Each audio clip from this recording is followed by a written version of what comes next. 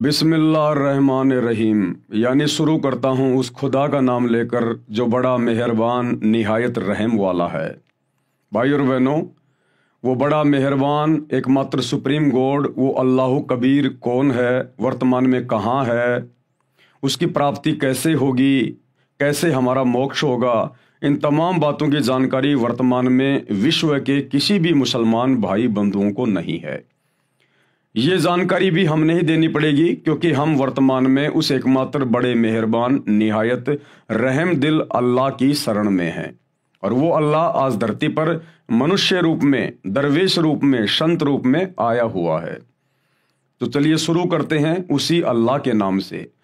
परम पिता परमात्मा, सारी सृष्टि के रचनहार, कुल मालिक, असंख्य ब्रह्मांडों के स्वामी, जगत गुरु, तीनों लोकों में प्रवेश करके सबका भरण पोषण करने वाले, राजाधिराज, आत्माधार, नाथों के नाथ, देवों के देव महादेव, सर्वेश्वर, महेश्वर, मृत्युंजय, अजरो अमर, आदि अनादि, सनातनी प्रभु, जगत पिता जगदीश्वर, श्री श्री 1008 की उपाधि के वास्तविक अधिकारी, अकाल मूर्त सौद स्वरूपी राम वासुदेव सर्वगतम ब्रह्म, परम पूज्य, प्रथम पूज्य, परम संत, परम पुरुष, परम धनी, परम दयालु, सत्य कबीर, हक्का कबीर, अल्लाह कबीर, बाखबर अल्लाह ताला, जगत के तारणहार, जगत के मुक्तिदाता, जगत के जगन्नाथ, हारे के सहारे, हिंदुओं के राम, मुसलमानों के अल्लाह, सिखों के वाहिगुरु, ईसाइयों के मसीह, दया के सागर दया निधि, करुणा के सागर करुणा निधि, स्वयं भू परिभू, संकट मोचन, कष्ट हरण, मंगल करण, दुख भंजन, अविगत कबीर,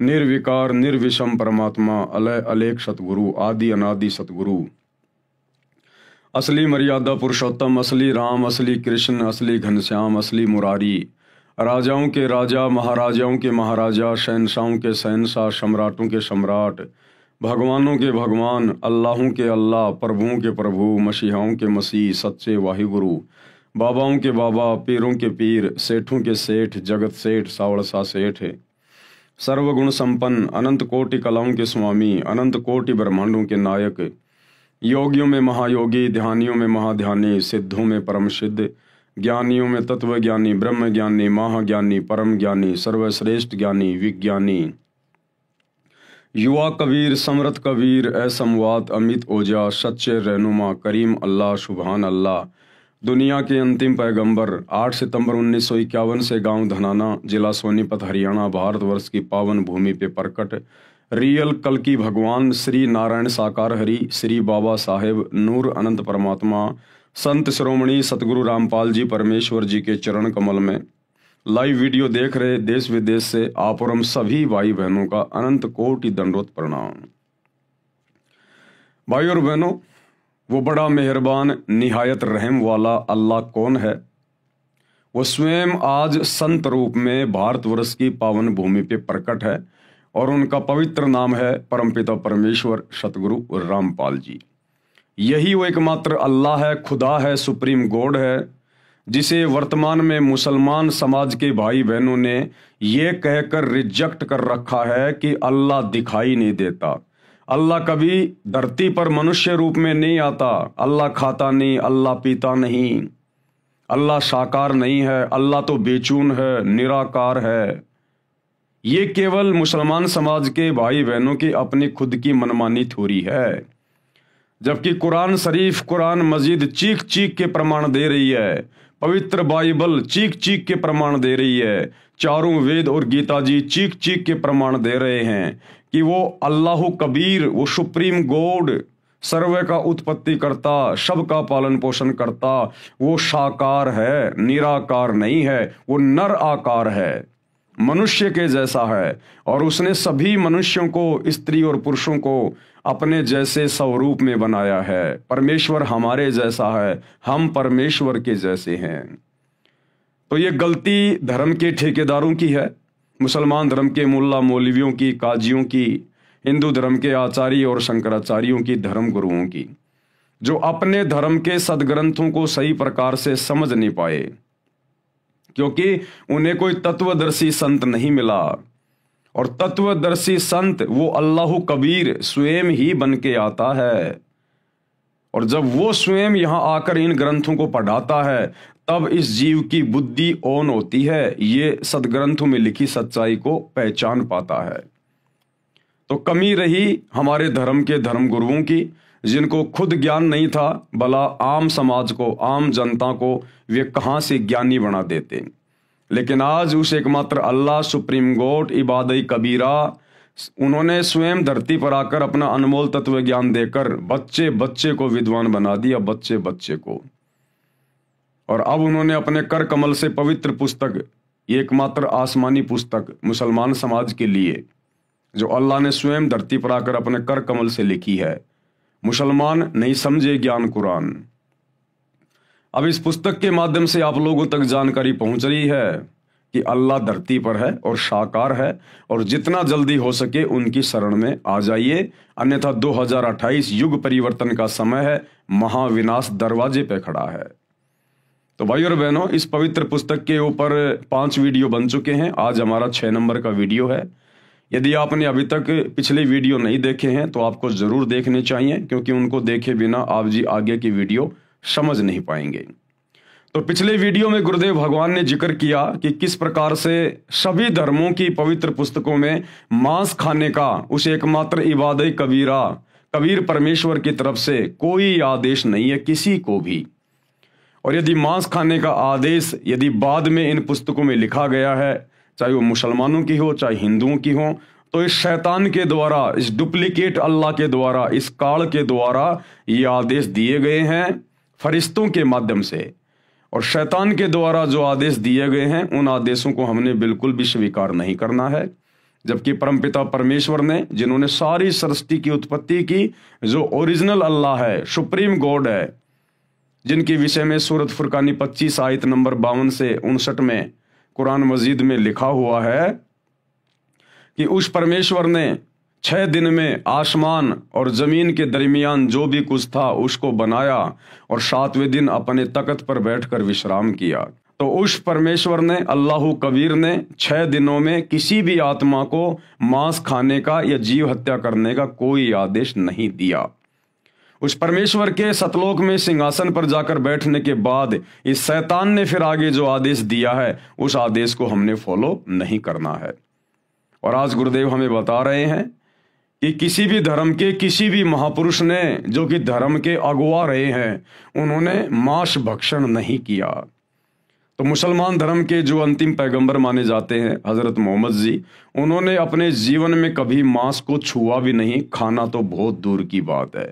फिर आज वर्तमान का मुसलमान समाज कैसे कह सकता है कि हम हजरत मोहम्मद जी के फॉलोवर हैं, हम हजरत मोहम्मद जी के नियम और मर्यादाओं में चल रहे हैं, हम उनकी शिक्षाओं में चल रहे हैं। एक भी मुसलमान हजरत मोहम्मद की शिक्षाओं में वर्तमान में नहीं चल रहा है।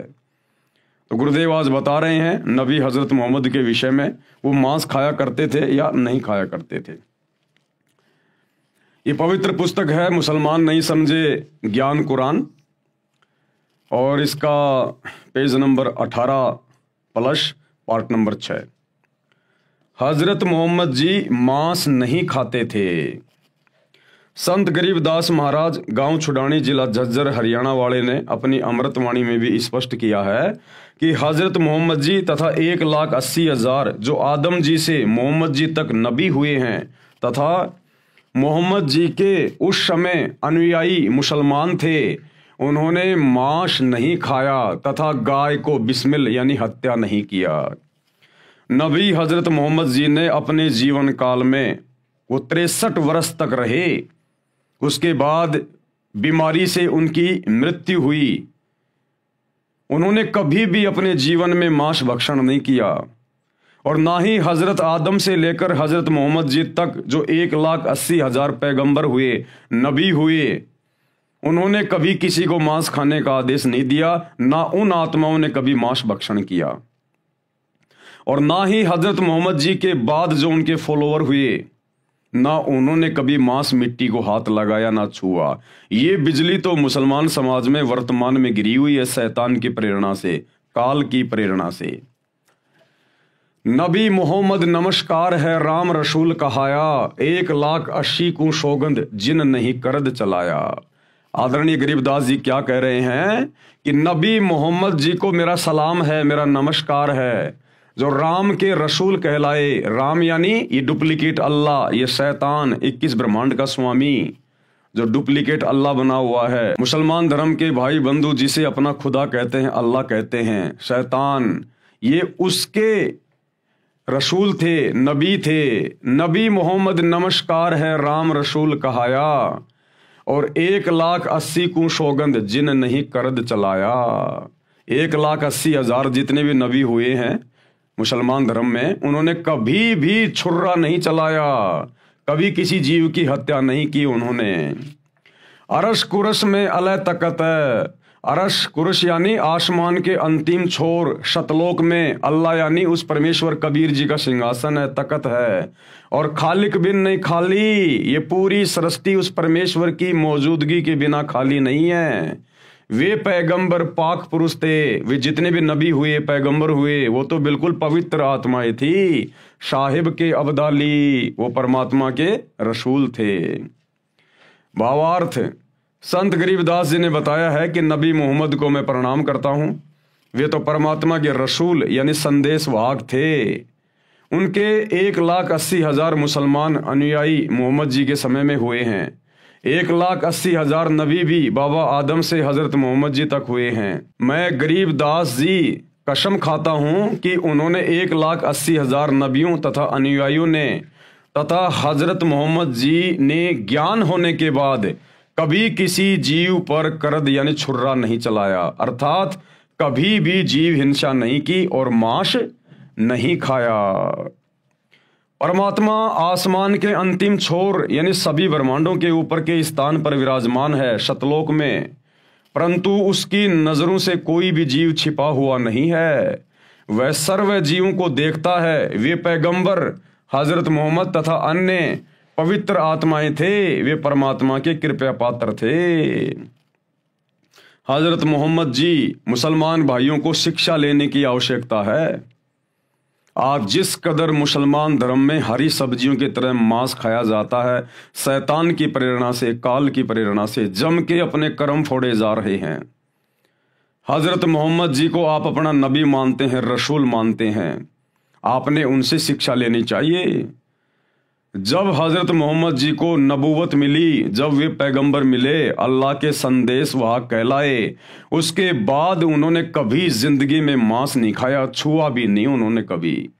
उनको पता था कि मांस खाने वाला सीधा नरक में जाता है, अल्लाह का दोषी बनता है। लेकिन भाई और बहनों, सत भक्ति हजरत मोहम्मद जी को प्राप्त नहीं हो पाई।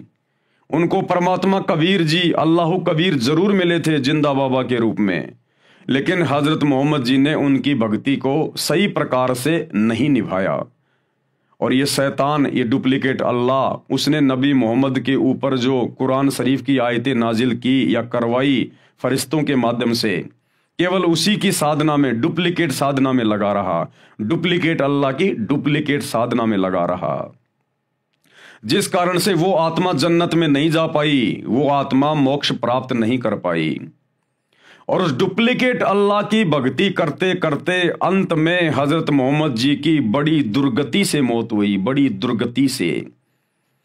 अब ये विचार करने की बात है मुसलमान समाज के भाई बंधुओं के लिए, मुल्ला मौलवियों के लिए, कि हजरत मोहम्मद जी ने क्या किया। वो कितने पाक पुरुष थे जिन्होंने कभी मांस को छुआ भी नहीं, और आप लोग सातों दिन हरी सब्जियों की तरह मांस खाते हो। और जब हजरत मोहम्मद जी की ऐसी दुर्गति से मौत हुई, अंत में अकाल मृत्यु, मात्र 63 साल की उम्र में अकाल मृत्यु, तो सोचिए, आप लोग अल्लाह की इबादत तो छोड़ दीजिए, आप तो अपने नबी हजरत मोहम्मद जी की शिक्षाओं पर भी सही प्रकार से नहीं चल पा रहे। तो आप लोगों के साथ में क्या बीतेगी, आप कहां जाओगे जब आपके नबी जन्नत में नहीं जा पाए। एक छोटी सी झलक आप लोगों को दिखा देते हैं आप ही की धर्म की पुस्तक से, कि अंत समय में हजरत मोहम्मद जी के साथ में क्या हुआ था, ताकि आप लोगों को विश्वास हो जाए और आप भी हो सकता है ये कुकर्म करने से बचें। तो भाई और बहनों, ये पुस्तक है हजरत मोहम्मद सल्लल्लाहु अलैहि वसल्लम, मोहम्मद इनायतुल्लाह शुबानी, अनुवाद नसीम गाजी फलाही। ये ना मैंने लिखी है, ना मेरे गुरुदेव भगवान ने लिखी है, ये आप मुसलमान धर्म के भाई बहनों के द्वारा लिखी गई है। ये इनके टेलीफोन नंबर हैं। Madina Islamic book depot centre 273 Ramganj Bazar Jaipur, ये उनके मोबाइल नंबर हैं। मालिक अब्दुल मुजीब है, ये वहाँ से लाई गई है। मरकजी मकतबा इस्लामी पब्लिशर्स नई दिल्ली, ये पिन कोड नंबर हैं। कहाँ से छपी है, ये कॉपीराइट वगैरह सब कुछ देख सकते हैं। ये आपको इसलिए दिखाया जा रहा है ताकि आप लोगों को विश्वास हो कि वास्तव में हमारे धर्म की पुस्तकों में क्या लिखा है और हम लोग क्या साधना कर रहे हैं। तो ये हजरत मोहम्मद जी की जीवनी है और पेज नंबर 326 से आप इसको पढ़ सकते हैं। पेज नंबर 326 से। तकलीफ बहुत बढ़ गई, यानी अंत समय में हजरत मोहम्मद जी को इतनी ज्यादा तकलीफ हो गई, उनसे खड़ा भी नहीं हुआ जाता था। मात्र 63 साल की उम्र में, मात्र 63 साल की उम्र में उनकी अकाल मृत्यु हुई। अब सोचो भाई और बहनों, आप लोगों के साथ में क्या बीतेगी। अंत में ऐसी दुर्गति आपके नबी की हुई, उस डुप्लीकेट अल्लाह, उस शैतान की इबादत करने से, शैतान की इबादत करने के कारण, शत भक्ति को ठुकराने के कारण, जो ओरिजिनल अल्लाह उनको मिले थे कबीर परमात्मा जिंदा बाबा के रूप में काबा में, जब हजरत मोहम्मद जी हज करने गए थे उनको वहां ओरिजिनल अल्लाह मिला था, जिंदा बाबा। जो तुम मुसलमान समाज के भाई कहते हो अल्लाह दिखाई नहीं देता, अल्लाह बोलता नहीं, अल्लाह चलता नहीं, वो अल्लाह उन्हें मिला था और अपने लोक में लेके गया था, सचखंड में लेके गया था। लेकिन हजरत मोहम्मद जी ने अस्वीकार कर दिया, क्योंकि यहां उनके बहुत ज्यादा फॉलोवर हो गए थे, उनके अंदर मान बढ़ाई छा गई थी, अहंकार आ गया था। तो परमेश्वर ने उनको वापस छोड़ दिया और उनको एक कलमा दे दिया, अल्लाहु कबीर, अल्लाहु कबीर, कि ऐ हजरत मोहम्मद, अगर कभी कोई आपत्ति आए तो तू ये कलमा पढ़ना, मैं तेरी मदद के लिए आऊंगा। उसके बाद पूरी जिंदगी हजरत मोहम्मद जी ने वही शैतान वाली इबादत की, वही शैतान वाली। और उस इबादत को करने के चलते अंत में हजरत मोहम्मद जी के साथ में क्या हुआ, कैसी दुर्गति से उनकी मौत हुई, ये वर्तमान के मुसलमानों के लिए जो हरी सब्जी की तरह मांस खाते हैं, मंदिरों में जाते हैं, मज़ारों पे सिजदा करते हैं, बहुदेववादी हो गए हैं, ये उनके लिए शिक्षा है कि तुम्हारे नबी के साथ में ऐसा हुआ और तुम तो वो भक्ति भी नहीं कर रहे जो तुम्हारे नबी ने की थी, तो आप लोगों के साथ में क्या बीतेगा। तकलीफ बहुत बढ़ गई, बुखार इतना तेज हुआ कि पूरा शरीर जलने लगा। चहेती बेटी फातिमा रोज बाप की खिदमत में यानी सेवा में हाजिर होती। आप उन्हें देखकर शने से खड़े हो जाते, उन्हें चूमते और अपने पास बिठा लेते। आज बला की बेचैनी थी, उस दिन हजरत मोहम्मद को जबरदस्त बेचैनी थी, बड़ी पीड़ा हो रही थी, कमजोरी भी बहुत ज्यादा थी। हजरत फातिमा आई तो आप उठकर प्यार ना कर सके, अपनी बेटी को भी प्यार ना कर सके, इतने ज्यादा बीमार हो गए थे, उठने की हिम्मत भी नहीं थी, कमजोरी बहुत ज्यादा थी। हजरत फातिमा आई तो आप उठकर प्यार ना कर सके, वे पास आई, स्वयं उन्होंने आपको चूमा और पहलू में बैठ गई। बुखार इतना तेज था कि बार बार आप सलल बेहोश हो जाते। देख लो भाई और बहनों, शैतान की इबादत का नतीजा हजरत मोहम्मद के साथ में ये बीता, आप लोगों के साथ क्या होगा। पास ही एक बर्तन में ठंडा पानी था, आप उसमें हाथ डालते और चेहरे पर मलते, बेचैनी बहुत थी। ठीक उसी वक्त आपके होठ हिले और कानों में ये शब्द सुने, यहूदियों और ईसाइयों पर अल्लाह की लानत हो कि वे अपने पैगंबरों की कब्रों पर सजदे करने लगे। सोमवार की रात हुई तो बुखार कम हो गया, ऐसा लग रहा था मानो बुखार जाता रहा। बेचैनी नाम को न थी, तबीयत को बिल्कुल सुकून था। जिसने देखा समझा आप अच्छे हो गए, उदास चेहरे फिर चमक उठे, मुरझाए हुए दिल फिर लहला उठे। यानी जरा सी उनको राहत हुई, जरा सा भी ठीक हुए तो उनके जो फॉलोवर थे उनको बड़ी खुशी हुई कि हमारे सलल लगता है ठीक हो गए, लेकिन ठीक नहीं हुए। सोमवार की रात हुई तो बुखार कम हो गया, ऐसा लग रहा था मानो बुखार जाता रहा। बेचैनी नाम को न थी, तबीयत को बिल्कुल सुकून था। जिसने देखा समझा आप अच्छे हो गए। उदास चेहरे फिर चमकने लगे, मुरझाए हुए दिल फिर लहला उठे। आप सलल यानी हजरत मोहम्मद का कमरा मस्जिद से मिला हुआ था। सुबह हुई तो आपने पर्दा उठाकर देखा कि सच्चे साथी फजर की नमाज में व्यस्त थे। देखकर आप मुस्कुरा दिए कि अल्लाह की जमीन पर आखिर वह गिरोह पैदा हो गया जो आपकी शिक्षाओं का नमूना बनकर अल्लाह की याद में लगा हुआ है। कुछ आहट हुई तो साथी समझे कि आप बाहर आना चाहते हैं। वे खुशी से बेताब हो गए और करीब था कि वे नमाज छोड़ दें, नमाज तोड़ दें। हजरत अबू बकर इमाम थे, उन्होंने चाहा कि पीछे हट जाएं, लेकिन आप सल्लल्लाहु ने इशारे से मना कर दिया। फिर कमरे के अंदर होकर पर्दा गिरा दिया। कमजोरी इतनी ज्यादा थी कि पर्दा भी अच्छी तरह न गिरा सके। पैरों पर खड़े होना भी कठिन था। ये हजरत मोहम्मद की मात्र 63 साल की उम्र में उनकी क्या हालत हो गई थी शैतान की भक्ति करने के कारण। अरे परमात्मा तो बुढ़ापे में भी अपने भगत को बिल्कुल चंगा रखेगा, चंगा। परमात्मा अपने भगत को इस प्रकार की बीमारियों से नहीं गुजरने देता। वो अल्लाह कबीर इबादत कबीरा, अन्यथा उसकी इबादत की आवश्यकता क्या है। ये 63 साल की उम्र में और 1400 साल पहले जिस समय आदमी 150 साल जिया करते थे, 63 साल की उम्र में हजरत मोहम्मद के घुटने टूट गए। इतनी कमजोरी, ऐसी तबीयत खराब हुई। उस डुप्लीकेट अल्लाह ने कोई सहारा नहीं दिया, कोई साथ नहीं दिया। अरे आज तुम्हारा सलमान खान भी 60 साल का हो गया और हट्टा कट्टा लग रहा है, हट्टा कट्टा। और 63 साल की उम्र में हजरत मोहम्मद की ये दुर्गति शैतान की इबादत के कारण है, शैतान की इबादत के कारण है। पर्दा भी अच्छी तरह ना गिरा सके, पैरों पर खड़े होना भी कठिन था। लेकिन साथियों को खुश देखकर आप भी बेहद खुश थे। कमजोरी हर सन बढ़ती जा रही थी, मौत धीरे धीरे शरकती आ रही थी। आपने बर्तन में ठंडा पानी मांगा, तुरंत पानी पेश कर दिया गया। आप बार बार उसमें हाथ डालते और चेहरे पर मलते। चादर कभी मुख पर डाल लेते, कभी हटा लेते।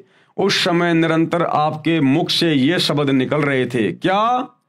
ए अल्लाह, नजा यानी जाल निकलने के समय की परेशानियों को झेलना मेरे लिए आसान कर दे। आंख फाड़ के देख लो मुसलमान धर्म के भाइयों और बहनों, नबी हजरत मोहम्मद अपने अल्लाह से ये दुआ कर रहे थे, पुकार कर रहे थे कि ए अल्लाह, अरे कम से कम मेरा शरीर, मेरी मौत मेरे नजदीक है, कम से कम अब तो मेरी परेशानी को कम कर दे। यानी मेरे प्राण निकलते समय तो कम से कम मुझे थोड़ी बहुत राहत दे दे। वो इतने दुखी हो रहे थे, इतने बेचैन हो रहे थे, उनको ढंग की मौत भी नसीब नहीं हुई। आपके नबी को मौत भी आरामदायक नसीब नहीं हुई। यह है शैतान की भक्ति का प्रतिफल जो हजरत मोहम्मद जी ने की, ये उसका प्रतिफल है। और परिणाम भोगा उन्होंने उस सच्चे इबादत कबीरा, कबीर परमेश्वर की भक्ति को ठुकराने का। अंत में अल्लाह से पुकार कर रहा है, मिन्नतें कर रहा है कि मेरी मौत का दिन निकट है, कम से कम मेरी थोड़ी बहुत तो परेशानी कम कर दे, मेरे प्राण तो ढंग से निकल जाएं। लेकिन वो भी ढंग से नहीं निकलने दी वो शैतान ने, डुप्लीकेट अल्लाह ने। ए अल्लाह, नजा यानी जाल निकलने के समय की परेशानियों को झेलना मेरे लिए आसान कर दे। प्यारे बाप की बेचैनी देखकर हजरत फातिमा बेचैन हो गई, उनकी बेटी भी बेचैन हो गई अपने बाप की बेचैनी को देख के। वे खुद ब खुद पुकार उठी। हजरत फातिमा क्या बोली? हाय मेरे बाप की बेचैनी। आपने सुना तो फरमाया आज के बाद फिर तुम्हारा बाप बेचैन ना होगा कि बेटी मैं जा रहा हूं, मेरा अंतिम समय है, इसके बाद मैं कभी बेचैन नहीं रहूंगा। यानी इस शरीर में मुझे फिर ये तकलीफ नहीं मिलेगी, ये मेरी अंतिम तकलीफ है, मेरी लास्ट तकलीफ है। इतना दुखी, इतना परेशान अंत समय में। दोपहर के बाद का समय था, सीने में सांस धड़ाधड़ रही थी। इतने में आप सल्लल्लाहु यानी हजरत मोहम्मद के होठ हिले और कानों में ये आवाज आई, नमाज और गुलामों से अच्छा सलूक। फिर हाथ ऊपर उठे, आप सल्लल्लाहु ने उंगली से इशारा किया और फिर फरमाया, अब और कोई नहीं, बस वही सबसे बड़ा साथी। क्या बोले हजरत मोहम्मद? बस अब और कोई नहीं, वो ही सबसे बड़ा साथी। कौन? वो इबादत कबीरा ओरिजिनल खुदा जो हजरत मोहम्मद को मक्का में मिला था, काबा में मिला था। क्योंकि हजरत मोहम्मद ने देख लिया कि मैंने शैतान की इबादत की पूरी जिंदगी और अंत में मुझे मौत भी ढंग की नसीब नहीं हो रही, इतनी भयंकर बेचैनी मुझे हो रही है। तो कहा कि एकमात्र वो ही है बस सबका साथी, अल्लाह कबीर। वो कबीर परमात्मा ही साथी है, ये शैतान साथी नहीं है। अब और कोई नहीं, बस वही सबसे बड़ा साथी। यही कहते कहते हाथ लटकाए, आंखें छत से लग गई और पवित्र आत्मा रब से जा मिली, यानी शैतान से जा मिली। मुसलमान जिसे अपना रब कहते हैं, जिसे अपना अल्लाह कहते हैं, वो शैतान है, शैतान है। अब ये देख लो अंत समय में हजरत मोहम्मद की हालत। अरे भक्ति क्यों की जाती है, इबादत क्यों की जाती है? ये दुनिया मंदिरों में मस्जिदों में धक्के क्यों खा रही है? ये भगवान के लिए पैदल जाती है लंबे लंबे रास्ते तय करके, क्यों? सुख शांति के लिए। जब तक जिए तब तक घर परिवार में सुख शांति रहे, कारोबार ठीक ठाक चले, बाल बच्चे सलामत रहे, शरीर सलामत रहे, और अंत में ये शरीर आसानी से छूट जाए। इसीलिए तो दुनिया भक्ति करती है। और देख लो हजरत मोहम्मद जी की अंत समय में क्या हालत हुई। तो वर्तमान के मुसलमानों को एक शिक्षा है कि तुम लोग तो वो साधना भी नहीं कर रहे जो हजरत मोहम्मद ने की थी। उस पवित्र आत्मा ने कभी जिंदगी में मांस को छुआ नहीं, कभी ब्याज लिया नहीं, कभी झूठ बोला नहीं।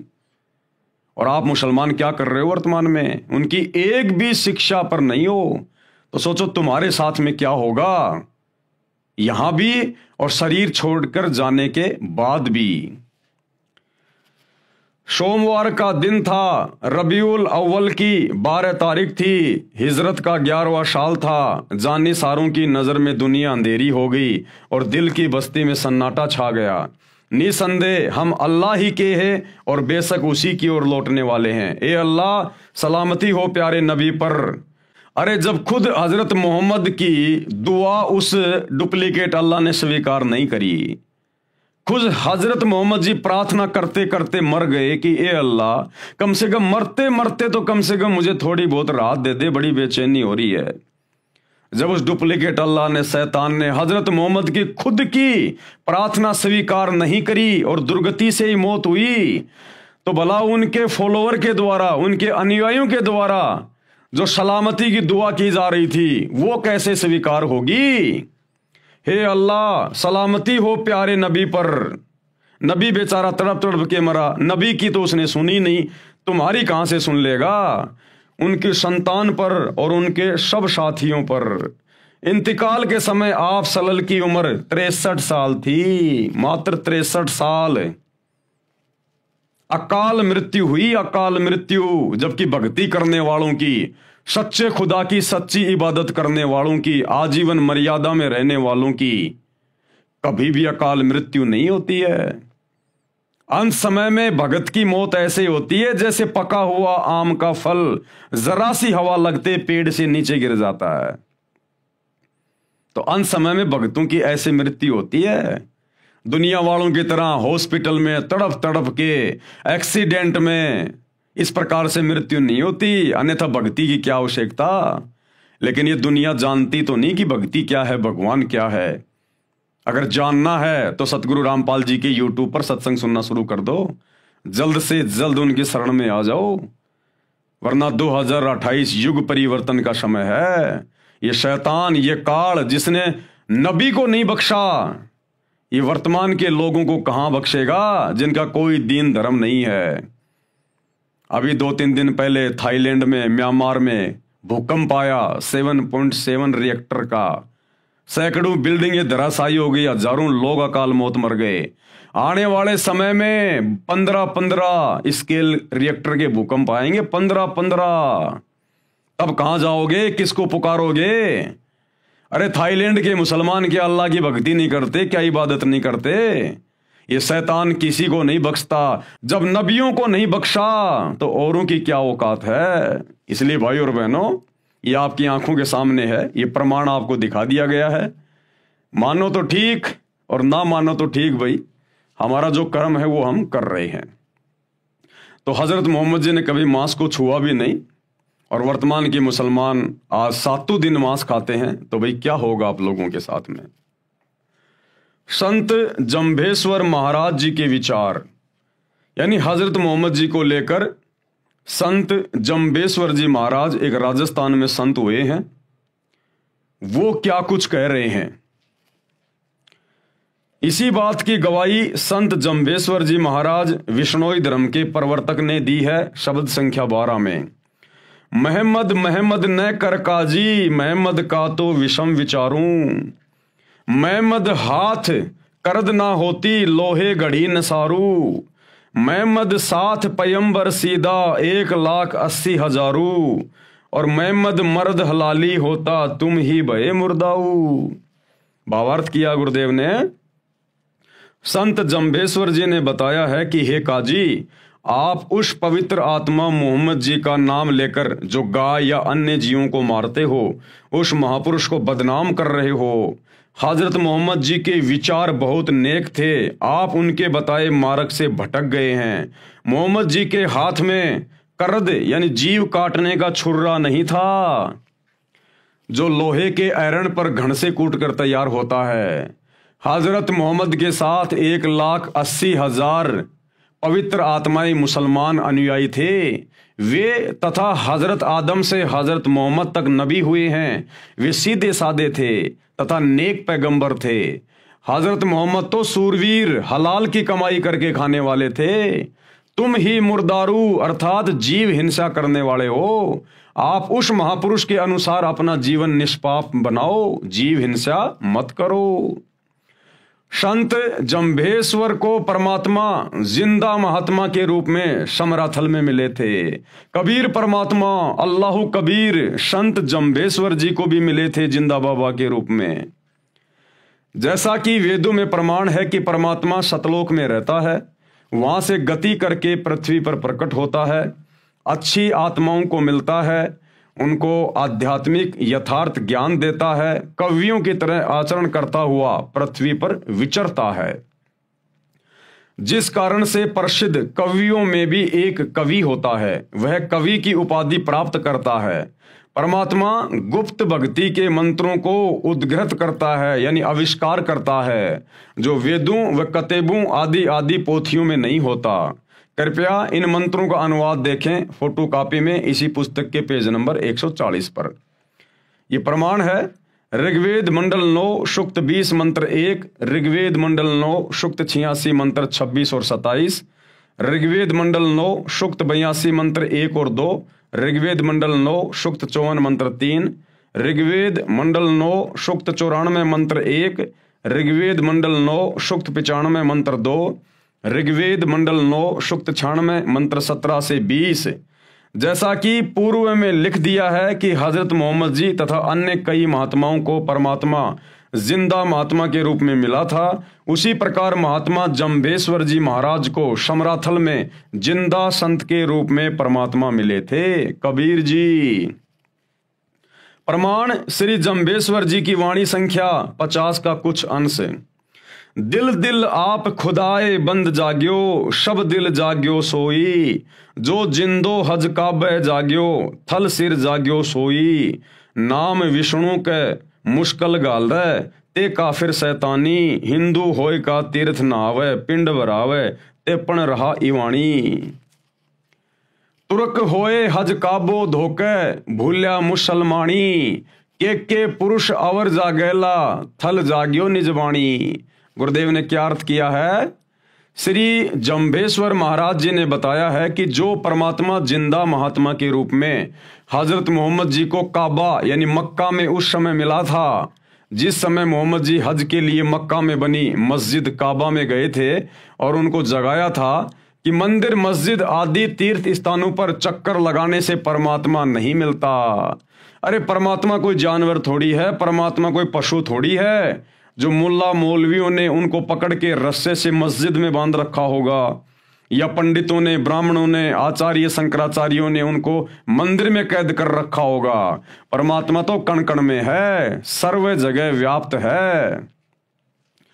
परमात्मा प्राप्ति के लिए मंत्र जाप की आवश्यकता है, और वे मंत्र वर्तमान में पूरे विश्व में जो सूर अशूरा 42 आयत नंबर 1 और 2 में ऐन सीन काफ, ये जो 3 मंत्र लिखे हुए हैं, और गीता अध्याय 17 श्लोक 23 में ओम तत् सत, ये 3 मंत्र लिखे हुए हैं। इन तीनों मंत्रों के वास्तविक मंत्र क्या हैं? ये तो केवल कोड वर्ड में है, ऐन सीन काफ ओम तत् सत, लेकिन इनके पीछे वास्तविक मंत्र क्या हैं?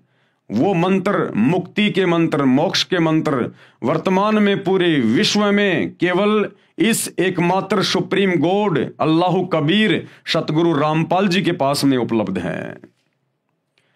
श्री जम्भेश्वर जी महाराज ने फिर बताया है कि वही परमात्मा थलसिर यानी समराथल स्थान राजस्थान प्रांत में आया और मुझे जगाया।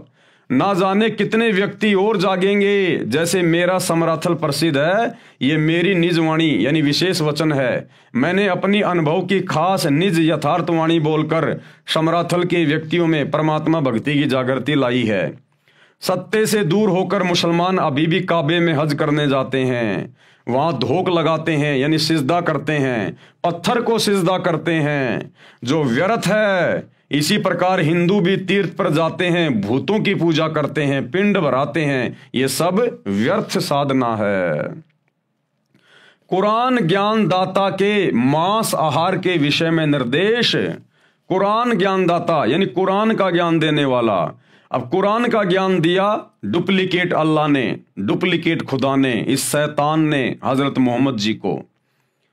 तो मांस खाने को लेकर इस शैतान ने क्या कुछ फरमान जारी किया है अपनी तरफ से, हम सबके कर्म फुड़वाने के लिए, हमें नरक में ठोकने के लिए, 84 लाख योनियों में गधे कुत्ते शुअर बनाने के लिए, हमें कष्ट देने के लिए इस डुप्लीकेट अल्लाह ने कुरान में कहा, किन किन आयतों में और कैसे कैसे किन किन जानवरों का मांस खाने का आदेश दिया है।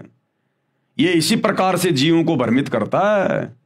उस अल्लाह कबीर ने, सुप्रीम गॉड ने कोई मांस खाने का आदेश नहीं दिया, पहले आप जी पढ़ चुके हैं। उसने तो 6 दिन में आसमान और धरती के बीच में जो भी कुछ था उसको बनाया और 7वें दिन तख्त पे जा बैठा। और पवित्र बाइबल में साफ साफ लिखा हुआ है कि उन 6 दिनों में उस अल्लाह ने, सुप्रीम गॉड ने, कबीर जी ने स्त्री और पुरुषों को खाने के लिए क्या आदेश दिया और जानवरों को खाने के लिए क्या आदेश दिया। और उसके तख्त पर जाकर बैठने के बाद इस शैतान ने फिर हमें भ्रमित कर दिया, उल्टे सीधे आदेश देकर, मांस खाने का आदेश देकर। तो जो कुरान का ज्ञान देने वाला है डुप्लीकेट अल्लाह, उसने क्या कुछ लिखा है मांस खाने के विषय में। सूर अल माइदा 5 और आयत नंबर 1, ये डुप्लीकेट अल्लाह, ये शैतान क्या कह रहा है? ऐ लोगो जो ईमान लाए हो यानी मुसलमान बने हो, प्रतिबंधों का पूर्ण रूप से पालन करो यानी मेरी बनाई मर्यादा का पालन करो। और क्या कह रहा फिर ये शैतान, ये कैसे भ्रमित करता फिर देखिएगा। तुम्हारे खाने के लिए चौपाइयों की जाति के सब जानवर हलाल यानी वैध किए हैं। क्या कह रहा ये शैतान कि तुम्हारे खाने के लिए मैंने चौपाइयों की जाति के सब जानवर, चौपाइयों यानी जिनके 4 पैर होते हैं जानवर, मैंने तुम्हारे खाने के लिए वैध कर दिए हैं, जायज कर दिए हैं। तुम 4 पैर वाले जानवरों को काट के खा सकते हो, उनका मांस खा सकते हो। यह शैतान का आदेश है, शैतान का आदेश है। तुम्हारे खाने के लिए चौपाइयों की जाति के सब जानवर हलाल यानी वैध किए हैं, सिवाय उनके जो तुमको आगे चलकर बताएंगे। लेकिन हराम की हालत में शिकार को अपने लिए हलाल न करो, बेशक अल्लाह जो चाहता है हुक्म देता है। जो 4 पांव वाले जानवर खाने के लिए जायज बताए हैं वे हैं ऊंट, गाय, भेड़, बकरी आदि। ये शैतान का फरमान है। सूर माइदा 5 आयत नंबर 3, तुम पर हराम किया गया, यानी जो खाना पाप है, वे जानवर बताए हैं।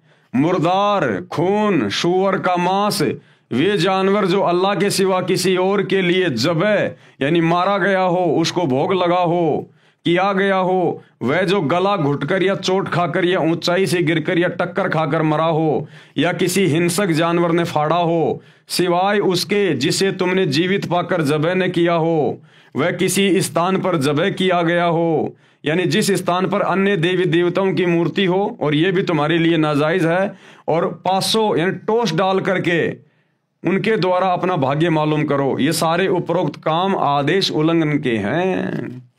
ये सारे के सारे आदेश शैतान के हैं, शैतान के। 6 दिन में सृष्टि रचकर वो इबादत कबीरा सुप्रीम कोर्ट तो तख्त पे जाके बैठ गया सिंहासन पर सतलोक में। उसके बाद ये आदेश शैतान के हैं, मांस खाने के, परमात्मा के आदेश नहीं हैं। सूरा अल मोमिन 40 आयत नंबर 79, अल्लाह ही ने तुम्हारे लिए चौपाए बनाए हैं ताकि इनमें से किसी पर तुम सवार हो और किसी का गोश्त यानी मांस खाओ। ये शैतान का आदेश है। अल्लाह ने तो ये कहा था कि इस पृथ्वी पर जितने भी जीव जंतु हैं, हे इंसान, तुम उनके ऊपर अपना अधिकार रखना। अधिकार रखने का मतलब कि हे इंसान, जो मैंने तुझे बनाया है नर और नारी करके, तेरे को मैंने विशेष बुद्धि बख्शी है। ये बुद्धि, ये दिमाग अन्य जीव जंतुओं को नहीं है जितनी तुझे है। इसलिए तू अपनी मेहनत करके, अपना पुरुषार्थ करके अपनी रोजी रोटी का बंदोबस्त करना, और तेरे खाने के लिए मैंने जितने भी छोटे छोटे बीज वाले पेड़ हैं और बड़े बड़े जो फल हैं मैंने वो दिए हैं, और तू इन जानवरों पे अधिकार रखना। अधिकार रखने का मतलब है जैसे हम अपने घरों पर गाय रखते हैं, भैंस रखते हैं, तो हमने उनके ऊपर अपना अधिकार किया। हमने उनको समय पे खाना खिलाया, चारा खिलाया, पानी पिलाया, तो वो गाय फिर हमें दूध देती है। दूध से तरह तरह की मिठाइयाँ बनती है, पौष्टिक भोजन बनता है। उस गाय भैंस का गोबर हमारे खेतों में खाद के रूप में काम आता है। वो गाय भैंस हमारे को वो बच्चा देती है, फिर वो खेतों में हल जोतने के काम में आता है, और मरने के बाद उसकी चमड़ी काम आती है पैर के जूते बनाने के लिए। परमेश्वर ने ये नहीं कहा कि तुम जानवरों को खाना काटना, ये नहीं कहा, केवल अधिकार के लिए कहा है। अब जैसे कोई व्यक्ति किसी हॉस्टल में अपने बच्चे को शहर में एडमिशन दिलवा के आ जाए, भाई माता पिता तो 24 घंटे बच्चे के पास रह नहीं सकते, उन्होंने तो गांव में आके अपना काम भी करना है, और बच्चे को कॉलेज में एडमिशन दिलवा दिया और रहने के लिए हॉस्टल में छोड़ के आ गए, और हॉस्टल का जो वार्डन होता है उसको कह दिया कि हम हमारा बच्चा आपके हवाले कर रहे हैं, आप हमारे बच्चे पे अधिकार रखना। अब उस अधिकार का मतलब क्या है कि मेरा बच्चा ढंग से पढ़े, बढ़िया इसके खाने पीने का ध्यान रखना, हम आपको समय पे पैसा देते रहेंगे, आपकी फीस भरते रहेंगे। अधिकार का मतलब ये नहीं कि वो वार्डन अब उस बच्चे को मारे पीटे, उसके साथ में बुरा सलूक करे, उसकी उंगलियां काट काट के खाए। माता पिता ने कहा था कि मेरे बच्चे पर अब आपका अधिकार है, यानी हम तो अपने गांव वापस जा रहे हैं, अब आप इन बच्चों को संभालना, इनकी टेक केयर करना। अधिकार का मतलब ये होता है। तो अल्लाह ने 6 दिन में सृष्टि रची और 7वें दिन तख्त पे जा बैठा, और हम इंसानों को आदेश दे दिया कि बाकी जीवों पे अब तुम अधिकार रखना, यानी तुम इनको प्यार प्रेम से रखना, बढ़िया चारा खिलाना, पानी पिलाना, इनकी सेहत का ध्यान रखना, और ये बदले में तुम्हें दूध देंगे, तुम्हें खाद देंगे, तुम्हें ऊन प्राप्त होगी, इनसे भेड़ बकरियों से तुम्हें ऊन प्राप्त होगी। ये था परमात्मा के कहने का मतलब। अल्लाह ही ने तुम्हारे लिए चौपाए बनाए हैं ताकि इनमें से किसी पर तुम सवार हो और किसी का गोश्त यानी मांस खाओ। लेकिन ये डुप्लीकेट अल्लाह, उस शैतान ने जीव को भ्रमित करने के लिए, उसके कर्म फुड़वाने के लिए ये उल्टे आदेश कुरान में दिए हैं। अब देखिए उस वास्तविक अल्लाह का क्या आदेश है। सर्जनकर्ता का मानव के खाने के लिए निर्देश व आदेश। सर्जनकर्ता यानी जिसने पूरी कायनात बनाई, जिसने पूरी सृष्टि को रचा, 6 दिन में आसमान और जमीन के दरमियान जो भी कुछ था उसको बनाया, वो सर्जनकर्ता। अल्लाहु कबीर इबादही कबीरा, सुप्रीम गॉड। उन्होंने क्या आदेश दिया? बाइबल ग्रंथ में उत्पत्ति विषय में अध्याय 1 व 2 में, उत्पत्ति अध्याय 1:26, फिर परमेश्वर ने कहा कि हम मनुष्यों को अपने स्वरूप के अनुसार अपनी समानता में बनाएं, यानी इंसान को मैं अपने जैसा ही बना रहा हूं, और वे समुद्र की मछलियों और आकाश के पक्षियों और घरेलू पशुओं और सारी पृथ्वी पर सब रेंगने वाले जंतुओं पर जो पृथ्वी पर रेंगते हैं अधिकार रखें। खाने का आदेश नहीं दिया, अधिकार का आदेश दिया है। जैसे हमारे घर में ऊंट है तो ऊंट पर हमारा अधिकार है, हम ऊंट को खरीद के लेके आते हैं, अब उस पर हमारा अधिकार हो गया। हम उसको खेत में काम में लेंगे, हल जोतेंगे, उससे हमारी फसल पैदा होगी, उस फसल से हमारे परिवार का पालन पोषण होगा। इस प्रकार अधिकार रखने के लिए कहा था अल्लाह कबीर ने, परमेश्वर ने। और देखिए, आपको एक छोटा सा बाइबल से भी आप भाई बहनों को दिखा देते हैं ताकि किसी भी प्रकार की शंका ना हो किसी को। ये बाइबल है, ये बाइबल भी उसी शैतान के द्वारा हजरत ईसा के ऊपर नाजिर हुई थी। ये बाइबल है, आप जी देख सकते हैं, आपकी आंखों के सामने है। ये पवित्र बाइबल अर्थात पुराना और नया धर्म नियम, ये कहाँ से छपी हुई है देख लीजिएगा। यही बाइबल आपको हर पास्टर के हाथ में मिलेगी, आपको हर एक चर्च में मिलेगी, हर एक मसीह के पास में मिलेगी। और ये इसका उत्पत्ति अध्याय नंबर 1 और ये इसके श्लोक नंबर हैं 26 से 29। ये आपको मैंने पहले दिखा दिया था, ये 26 है। फिर परमेश्वर ने कहा, यानी अल्लाह कबीर ने कहा, जिसने 6 दिन में सृष्टि रची, हम मनुष्य को अपने स्वरूप के अनुसार अपनी समानता में बनाएं, यानी मैं इंसान को अपने जैसा अपनी समानता में बनाऊंगा। तो अल्लाह कैसा हुआ? आप और हमारे जैसा हुआ, जिन्होंने अपने जैसा हमें बनाया। अब आगे चलिए, उन्होंने इंसानों को क्या क्या खाने का आदेश दिया।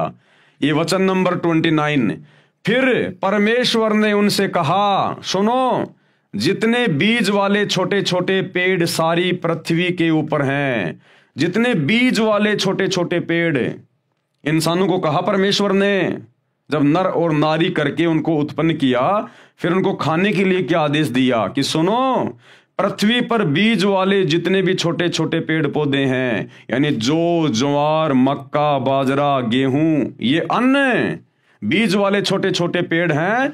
और जितने वृक्षों में बीज वाले फल होते हैं, यानी सेब, संतरा, अंगूर, आम, वे सब मैंने तुमको दिए हैं, वे तुम्हारे भोजन के लिए हैं।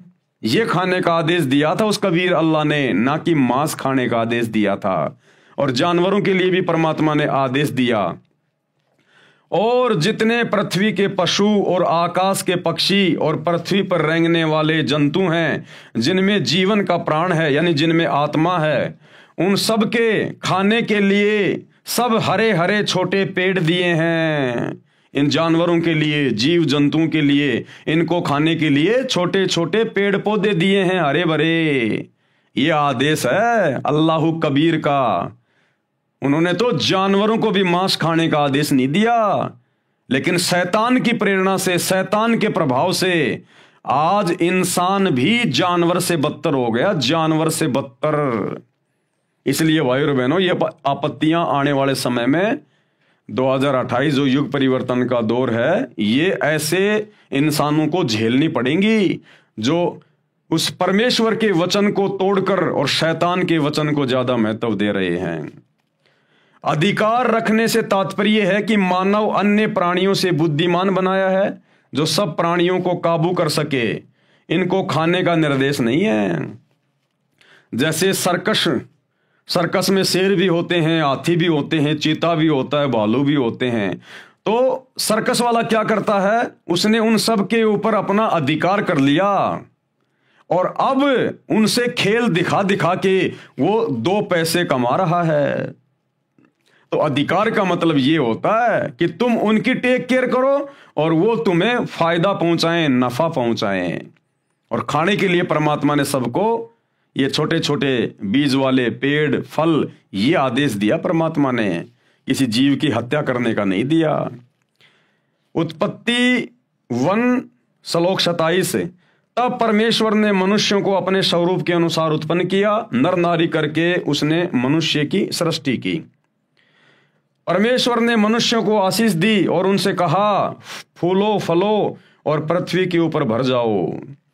मनुष्यों के भोजन के लिए निर्देश जो अभी आपने बाइबल में देख लिया कि उस अल्लाह कबीर ने, सुप्रीम गॉड ने इंसानों के भोजन के लिए क्या निर्देश दिए। उत्पत्ति अध्याय 1 श्लोक 29, फिर परमेश्वर ने उनसे यानी मनुष्यों से कहा, सुनो, जितने बीज वाले छोटे छोटे पेड़ सारी पृथ्वी के ऊपर हैं, यानी बाजरा, ज्वार, गेहूं, चावल, चना, मक्का, काजू, बादाम, पिस्ता आदि आदि, और जितने वृक्षों में बीज वाले फल होते हैं, आम, अमरूद, जामुन, केले, अंगूर, वे सब मैंने तुमको दिए हैं, वे तुम्हारे भोजन के लिए हैं। अभी आपने बाइबल में देख लिया। उत्पत्ति अध्याय 1 श्लोक 30, और जितने पृथ्वी के पशु और आकाश के पक्षी और पृथ्वी पर रेंगने वाले जंतु हैं, जिनमें जीवन के प्राण हैं, उन सब के खाने के लिए मैंने हरे हरे छोटे पेड़ दिए हैं, और वैसा ही हो गया। उत्पत्ति अध्याय 1 श्लोक 31, बाइबल में क्या लिखा है, तब परमेश्वर ने जो कुछ बनाया था देखा तो क्या देखा कि वो बहुत अच्छा है। तब सांझ हुई, फिर भोर हुआ, इस प्रकार 6वां दिन हो गया। उत्पत्ति अध्याय 2 और आगे ये श्लोक नंबर 2, यों आकाश और पृथ्वी और उसकी सारी सेना का बनाना समाप्त हो गया, और परमेश्वर ने अपना काम जिसे वह करता था 7वें दिन समाप्त किया, और उसने अपने किए हुए सारे काम से 7वें दिन विश्राम किया। यानी वो कबीर परमात्मा अपने सतलोक की सिंहासन पर जा बैठा। उत्पत्ति अध्याय 2 श्लोक 3, और परमेश्वर ने 7वें दिन को आशीष दी तथा पवित्र ठहराया, क्योंकि उसमें उसने सृष्टि की रचना के सारे काम से विश्राम किया। विशेष मानव के भोजन के विषय में यह आदेश उस अल्लाह का, जिसके विषय में कुरान की सूरत फुरकानी 25 आयत नंबर 52 से 59 में वर्णन है कि कबीर अल्लाह ने सर्व सृष्टि की रचना 6 दिन में की, फिर ऊपर आसमान में तख्त यानी सिंहासन पर जा विराजा। उसकी खबर यानी संपूर्ण जानकारी किसी बाखबर यानी तत्वदर्शी संत से पूछो, उससे जानो। अब भैया उसकी जानकारी तो वर्तमान में सतगुरु रामपाल जी परमेश्वर जी के पास में, बाकी पूरे विश्व में किसी के पास नहीं है। और अब ये जानकारी धीरे धीरे पूरी दुनिया को पता चल रही है कि वास्तव में रियल अल्लाह कौन है, रियल गॉड कौन है, और ये डुप्लीकेट शैतान जिसने सबको भ्रमित कर रखा है, जो मुसलमानों का अल्लाह बन के बैठा है, हिंदुओं का भगवान बन के बैठा हुआ है। अब ये जानकारी सतगुरु रामपाल जी ने यानी स्वयं उस अल्लाह कबीर ने धरती पर बाखबर के रूप में, तत्वदर्शी संत के रूप में प्रकट होकर अब सबको बता दी है। और अब ये डूंडा फटेगा, डूंडा पूरे विश्व में डंके की चोट पर बच्चे बच्चे को पता चलेगा कि शैतान कौन है, डुप्लीकेट अल्लाह कौन है और सुप्रीम गॉड कौन है। यह कादिर अल्लाह ताला है, सृष्टि का रचनहार है। इसने जो रचना करनी थी 6 दिन में की, तथा जो प्राणियों के खाने का आदेश देना था दिया, और 7वें दिन ऊपर आसमान में अपने निज निवास में तख्त पर जा बैठा, जिसका आदेश मानव यानी नर नारी को मांस खाने का नहीं है। इसके आदेश की अवहेलना करके, अन्य का आदेश पालन करके मांस खाने वाले परमेश्वर का विधान भंग कर रहे हैं। हिंदू हो, मुसलमान हो, सिख हो, ईसाई हो, जो भी लोग मांस खाते हैं, उल्टे कार्य करते हैं, 2 नंबर के काम करते हैं, ये सब के सब शैतान के प्रभाव से कर रहे हैं, डुप्लीकेट अल्लाह के प्रभाव से कर रहे हैं। उस सुप्रीम गॉड अल्लाह कबीर के आदेश की अवहेलना कर रहे हैं, जिस कारण से भयंकर मुसीबतों का सामना करना पड़ेगा, जो दंडित किए जाएंगे। विशेष बाइबल के इस कथन से सिद्ध होता है कि सृष्टि रचना करने वाले ने अपने वचन से अनेकों स्त्री पुरुषों मनुष्यों की उत्पत्ति की थी, तथा अनेकों पशु पक्षियों तथा पृथ्वी व जल के जीव जंतुओं की उत्पत्ति की थी। जैसे कहा है कि बाइबल उत्पत्ति 1 अध्याय 25, छठे दिन इस प्रकार परमेश्वर ने पृथ्वी के जाति जाति के वन पशुओं को और जाति जाति के भूमि पर रेंगने वाले सब जंतुओं को बनाया। उत्पत्ति अध्याय 1 श्लोक 26 और 27। तब परमेश्वर ने मनुष्यों को अपने स्वरूप के अनुसार उत्पन्न किया, यानी खुदा ने हमें अपने जैसा बनाया, यानी भगवान हमारे जैसा है, इंसान जैसा।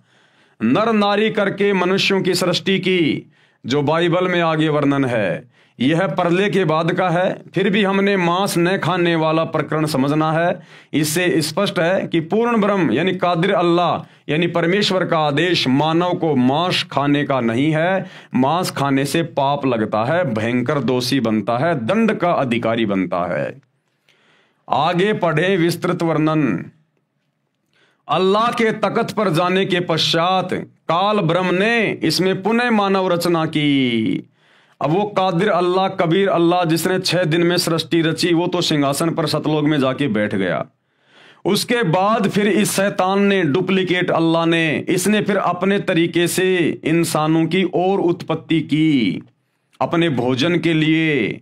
सबसे पहले इसने दुर्गा के साथ में शारीरिक संबंध बना के, क्योंकि दुर्गा इस काल की पत्नी है शैतान की, और इसने दुर्गा के माध्यम से 3 पुत्रों की उत्पत्ति की, ब्रह्मा विष्णु महेश की। ब्रह्मा सबसे बड़ा बेटा है, उससे छोटा विष्णु, उससे छोटा शंकर जी। इन तीनों की उत्पत्ति करके ये काल, ये शैतान अपने 21वें ब्रह्मांड में ब्रह्मलोक में जाके बैठ गया गुप्त, और कहा कि दुर्गा अब मैं किसी को दर्शन नहीं दूंगा, और इन तीनों बेटों के माध्यम से तू मेरे भोजन का बंदोबस्त कर, आगे सृष्टि की उत्पत्ति करवा, नर और नारी पैदा करवा, और मेरे भोजन का इंतजाम करो, क्योंकि इसको प्रतिदिन 1 लाख मनुष्य शरीरधारी स्त्री पुरुषों को खाने का आदेश मिला हुआ है, श्राप लगा हुआ है इसको परमात्मा की तरफ से। तो ये ब्रह्मा जी के माध्यम से संतान उत्पत्ति करवाता है, क्योंकि ब्रह्मा जी रजोगुण प्रधान है, रजोगुण का देवता है। आज इस पृथ्वी पर जितने भी जीव हैं, चाहे इंसान हो चाहे पशु पक्षी हो, जो संतान उत्पन्न करने की जो प्रेरणा होती है, विषय वासना, ये ब्रह्मा जी के कारण होती है। ब्रह्मा जी रजोगुण का प्रधान है, क्योंकि ब्रह्मा जी को इस शैतान ने अपनी पत्नी दुर्गा के माध्यम से ये ड्यूटी दे रखी है, संतान उत्पन्न करने की, नर और नारी उत्पन्न करने की अपने भोजन के लिए। और विष्णु जी के माध्यम से आपस में सबको बांध के रखता है मोह ममता में, क्योंकि विष्णु जी शतोगुण प्रधान है। और फिर शंकर जी के माध्यम से लड़ाई झगड़ा करवा के, मार पिटाई करवा के, एक्सीडेंट में जैसे भी है, फिर ये लोगों की मृत्यु करवाता है, क्योंकि शंकर जी तमोगुण के प्रधान देवता हैं। अल्लाह के यानी उस कबीर परमेश्वर के तख्त पर जाने के बाद काल ब्रह्म ने यानी शैतान ने इसमें दोबारा मानव रचना की। उसका वर्णन आगे है। काल ब्रह्म ने अपने 3 पुत्रों ब्रह्मा, विष्णु तथा शिव को यहाँ का संचालक बनाया है।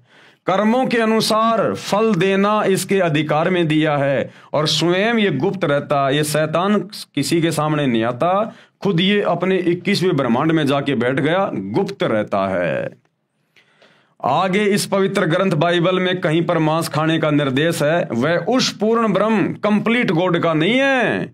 इसी प्रकार यदि पवित्र बाइबल में या पवित्र कुरान में कहीं भी मांस खाने का आदेश है, तो वह पूर्ण ब्रह्म कादिर अल्लाह का नहीं है, वह हमने नहीं मानना है। सूक्ष्म वेद यानी कलाम एक कबीर में कादिर अल्लाह का निर्देश। अब सूक्ष्म वेद में यानी कबीर सागर में और गरीबदास जी के सदग्रंथ साहिब में उस कलाम कबीर यानी अल्लाह कबीर सुप्रीम गॉड का क्या आदेश है। हजरत मोहम्मद जी जिस साधना को करता था वही साधना अन्य मुसलमान समाज भी कर रहा है। वर्तमान में सब मुसलमान श्रद्धालु मांस भी खा रहे हैं, परंतु नबी मोहम्मद जी ने कभी मांस नहीं खाया, तथा न ही उनके सीधे अनुयायियों 1,80,000 ने मांस खाया। केवल रोजा व बंग तथा नमाज किया करते थे, गाय आदि को बिस्मिल यानी हत्या नहीं करते थे। नबी मोहम्मद नमस्कार है राम रसूल कहाया, और 1,80,000 को सौगंध जिन नहीं कर्द चलाया। अरश कुरश में अलय तकत है, खालिक बिन नहीं खाली। और वो पागंबर पाक पुरुष थे साहिब के अब्दाली, कि नबी हजरत मोहम्मद और उनके फॉलोवर तो बहुत ही पाक थे, पवित्र थे, उन्होंने कभी मांस को छुआ तक नहीं। भावार्थ, नबी मोहम्मद तो आदरणीय हैं, जो प्रभु के अवतार कहलाए हैं, यानी शैतान के। कसम है 1,80,000 पैगंबर हुए हैं, तथा जो उनके अनुयायी थे उनको कसम है कि उन्होंने कभी बकरे, मुर्गे तथा गाय आदि पर करद नहीं चलाया, अर्थात जीव हिंसा नहीं की तथा मांस भक्षण नहीं किया। वे हजरत मोहम्मद, हजरत मूसा, हजरत ईसा आदि पैगंबर संदेश वाहक तो पवित्र व्यक्ति थे तथा ब्रह्म यानी ज्योति निरंजन काल के कृपा पात्र थे। परंतु जो आसमान के अंतिम छोर सतलोक में पूर्ण परमात्मा अल्लाहु अकबर अर्थात अल्लाह कबीर है, उस सृष्टि के मालिक की नजर से कोई नहीं बचा है। यानी वो कादिर अल्लाह, समर्थ अल्लाह, अल्लाहु कबीर, वो भैया 7वें आसमान पर यानी सतलोक में अपने तख्त पर, सिंहासन पर बैठकर सबको देख रहा है। और फिर जो जैसा करेगा उसी के अनुसार फिर वो उसके कर्म लिखता है और उसी के अनुसार फिर जीव को भोगना पड़ता है। तो उस कादिर अल्लाह का जो 7वें दिन तख्त पे जा बैठा कबीर, जो वर्तमान में सतगुरु रामपाल जी के रूप में धरती पे प्रकट है, उन्होंने कभी किसी को मांस खाने का आदेश नहीं दिया। और फिर भी यदि ये इंसान, चाहे हिंदू हो, मुसलमान हो, सिख हो, ईसाई हो, पूरे विश्व का, यदि फिर भी ये मांस खाता है, आधी अधूरी भक्ति साधना करता है, मंदिर, मस्जिद, चर्च, गुरुद्वारों में धक्के खा रहा है, तो फिर वो उस अल्लाह के द्वारा दंडित किया जाएगा, दंडित। मारी गऊ शब्द के तीरम, ऐसे थे मोहम्मद पीरम, शब्द फिर जीवाई हंसा राख्या, मांस नहीं बाख्या, ऐसे पीर मोहम्मद भाई। यानी एक बार हजरत मोहम्मद जी ने अपनी वचन शक्ति से, अपने शब्द से एक जिंदा गाय को मार दिया। तलवार से नहीं मारा, अपने वचन से मारा, अपनी शब्द शक्ति से मारा। और उसके बाद जब वो गाय को जिंदा करने लगे तो गाय जिंदा नहीं हो पाई, उनकी बैटरी डिस्चार्ज हो गई, शब्द शक्ति नहीं रही। अब हजारों आदमी देखने वाले, पैगंबर की बेइज्जती हो रही है, पैगंबर के अनुयायी खड़े हैं, गाय जिंदा हो नहीं रही, सारे जंतर मंत्र बोल ली हजरत मोहम्मद ने। अब देखा ये तो बात बिगड़ जाएगी। उस समय हजरत मोहम्मद जी ने जो जिंदा बाबा के रूप में उनको काबा में वो कबीर परमात्मा मिला था, उनको याद किया गुफा में जाके रो रो के, अल्लाहु कबीर, अल्लाहु कबीर।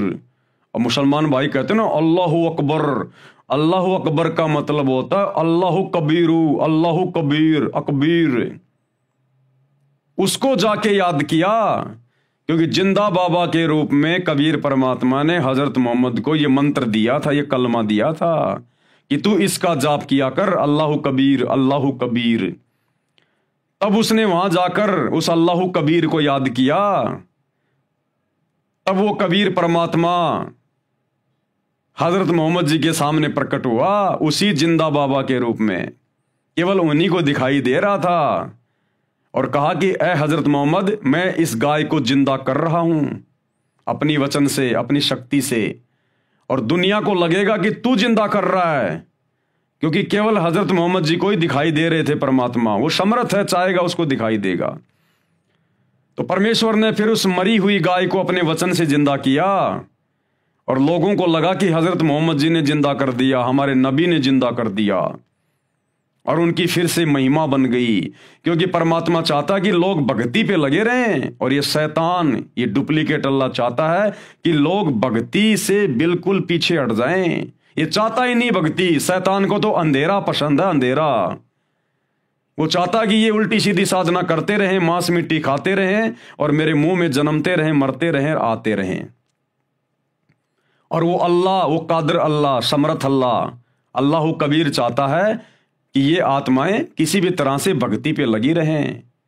और इस वर्तमान समय तक, जो वर्तमान में समय चल रहा है ना, ये भक्ति का युग है, ये भक्ति युग है। ये इस समय वो अल्लाह धरती पर संत रामपाल जी के रूप में बिल्कुल प्रत्यक्ष आया हुआ है। इस समय तक परमात्मा ने हम आत्माओं को धर्म से जोड़ के रखना था, हमारे को मनुष्य जन्म देने थे परमात्मा ने, और इस समय वो सत भक्ति देकर आज हमें पूर्ण मोक्ष का अधिकारी बना देगा, पूर्ण मोक्ष का अधिकारी। अन्यथा शैतान तो धरती से भक्ति का नामो निशान समाप्त करना चाहता है, नामो निशान। तो जैसे ही वो गाय जिंदा हुई, लोगों को लगा कि हजरत मोहम्मद जी ने जिंदा कर दी, हजरत मोहम्मद जी ने जिंदा कर दी, उनकी महिमा बन गई। अब हजरत मोहम्मद जी के शरीर छोड़कर जाने के 400-500 साल बाद में जो मुसलमान धर्म के जो ठेकेदार थे, जगह जगह जो इनकी जो संस्थाएं बन गई थी, इन्होंने एक निर्णय लिया कि क्यों ना हम उस दिन को मनाना शुरू कर दें यादगार के रूप में, जिस दिन हमारे नबी ने मरी हुई गाय को जिंदा किया था। तो सबने अपनी सहमति व्यक्त कर दी कि बहुत अच्छी बात है ये तो सभी लोगों ने क्या किया, जिस दिन हजरत मोहम्मद जी ने उस गाय को अपने वचन से मारा था और परमात्मा ने जिंदा किया था, उस दिन हजारों जगहों पर गाय काटने की शुरुआत कर दी कि इस बहाने हमारे को वो दिन याद रहेगा। तो हजारों जगह जहां जहां भी ये मुसलमान थे, इनकी जो संस्थाएं थी, वहां इन्होंने गाय काटनी शुरू कर दी। लेकिन ये गाय को खाया नहीं करते थे, मांस उस समय भी कोई नहीं खाता था मुसलमान, बड़ी नफरत करते थे। गाय को केवल काटना शुरू कर दिया उस दिन की याद बनाए रखने के लिए, और गाय को काट के फिर उसको जंगल में डाल के आ जाते थे। यह सिलसिला काफी लंबे समय तक चलता रहा। आगे चलकर एक समय भयंकर अकाल पड़ गया, अकाल, खाने को दाना भी नहीं मिल रहा लोगों को, और उसी समय उनका वो गाय काटने वाला दिन आ गया। अब हजारों जगह उन्होंने गाय काटी और जंगल में जाके फेंक के आ गए। अब जो लोग भूखे मर रहे थे मुसलमान, उन लोगों को खाने को कुछ नहीं मिल रहा था। अपनी जान बचाने के लिए वे लोग उस गाय का मांस उठाकर ले आए और उन्होंने पकाकर खाना शुरू कर दिया। अन्य लोगों ने, मुसलमानों ने देखा तो कहा ये तो बड़े निकम्मे आदमी हैं, इन्होंने तो अपना धर्म भ्रष्ट कर लिया, इन्होंने मांस खा लिया। यह सूचना उन्होंने अपने धर्म के ठेकेदारों को दी।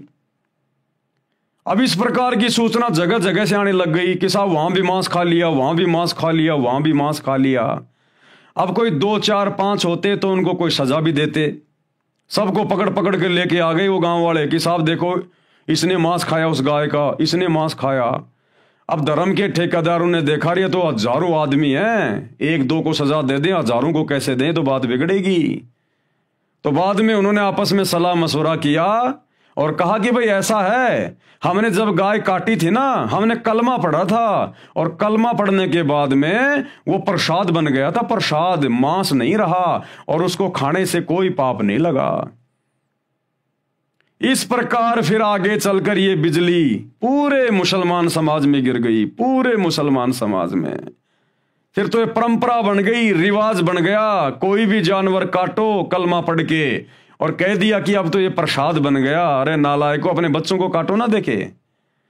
अगर ये कलमा पढ़ने से अगर मांस अगर प्रसाद बन रहा है और उसकी रूह जन्नत में जा रही है, ये मुल्ला मौलवी जब ये काटते हैं ये कलमा पढ़ के किसी भी जानवर को, तो कहते हैं हे अल्लाह, इसकी रूह को, इसकी आत्मा को जन्नत में जगह देना। जैसे अल्लाह इनके बाप का नौकर है कोई, जो जैसा ये कहेंगे अल्लाह वैसा ही करेगा। ये मनमुखी सोच है, मनमुखी धारणा। अगर इसी प्रकार कलमा पढ़ के अल्लाह से पुकार करके अगर किसी की गर्दन काटने से जन्नत मिलती है, तो पूरा मुसलमान समाज मस्जिदों में धक्के क्यों खा रहा है? जन्नत के लिए। काबा में क्यों जाता है? हज करने क्यों जाता है? जन्नत के लिए। अगर ऐसे ही जन्नत मिलती है तो अपने परिवार वालों की गर्दन काट कलमा पढ़ के, और उनके शरीर को तो खा ले प्रसाद समझ के कि ये तो प्रसाद बन गया, उसको तो प्रसाद समझ के खा ले, और आत्मा उसकी जन्नत में चली गई। अरे जन्नत के लिए तो भक्ति कर रहे हैं, तो इससे अच्छा मौका और क्या? जब तुम जानवरों को जन्नत में भेज रहे हो और उसके शरीर को प्रसाद बना के खा रहे हो, तो अपने बच्चों को काट काट के खाओ ना। तुम काटोगे, कलमा पढ़ोगे, आत्मा तो उसकी जन्नत में चली गई, और बाकी बच गया उसका शरीर, उसको पका पका के खाओ अपने घर पे। तो ये ड्रामेबाजी है, ड्रामेबाजी। ये नहीं चलेगी उस अल्लाह के दरबार में। तुमने उस दरगाह का महल नहीं देखा, धर्मराज के तिल तिल का लेखा। तो एक छोटा सा सत्संग गुरुदेव भगवान इस कादिर अल्लाह के मुख कमल से कि किस प्रकार से मुसलमान धर्म में ये मांस खाने की शुरुआत हुई, शैतान की प्रेरणा से। सुनिएगा। परमात्मा ने कहा क्या हुआ कि जब हजरत मोहम्मद जी ने वह गाय मार दी वचन तय पर जीवित ना हुई, अपने सारे कलमे पढ़ लिए उसने, तब कहते हैं मुझे याद किया कि हे जिंदा रूप वो परमात्मा, मेरी मदद करो, मेरी इज्जत रखो। कहते हैं हम शब्द स्वरूपी बेग गया रे, तुरंत पहुंच गए हम, और मुई गऊ हम तत्काल जवाई। अब परमात्मा शब्द स्वरूपी यानी अपने सह शरीर आते हैं, लेकिन वो शरीर अन्य को दिखाई नहीं दे रहा, हजरत मोहम्मद को दिखाई दे रहे थे। वो महात्मा आ गया मेरे पास जो मुझे ऊपर लेकर गया था। और तब परमात्मा ने कहा कि रुक जा, मैं जीवित करता हूं। परमात्मा ने थपकी मारी, वो जीवित गाय जीवित होगी। लेकिन वो हजरत मोहम्मद को दिख रहे थे। हजरत मोहम्मद को परमात्मा ने कह दिया था कि ये लोग समझेंगे कि तूने ही जीवित कर दी है, मैं इनको दिखाई नहीं दे रहा हूं। तब परमात्मा, उसके बाद हजरत मोहम्मद जी की वाह वाह होगी, और उनके अनुयायियों ने कहा कि देख लो भाई विरोधियों, हमारे नबी पूर्ण नबी हैं। अब उसके कुछ हजरत मोहम्मद जी के यानी शरीर प्राण त्याग जाने के उपरांत कई वर्षों 400-500 वर्ष के बाद तक, कुछ दिनों के बाद कुछ मुसलमान लोगों ने इकट्ठा होकर के एक स्कीम बनाई कि भी हमारे हजरत मोहम्मद जी ने जिस दिन गाय मार कर जीवित की थी उस दिन को मनाया करेंगे।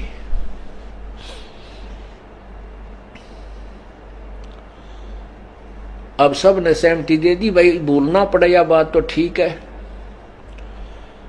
तो वो गाय को उस दिन एक गाय को कलमा पढ़ के वो मंत्र सा बोल के उसको धीरे धीरे काट देते हैं, हलाल कहते हैं।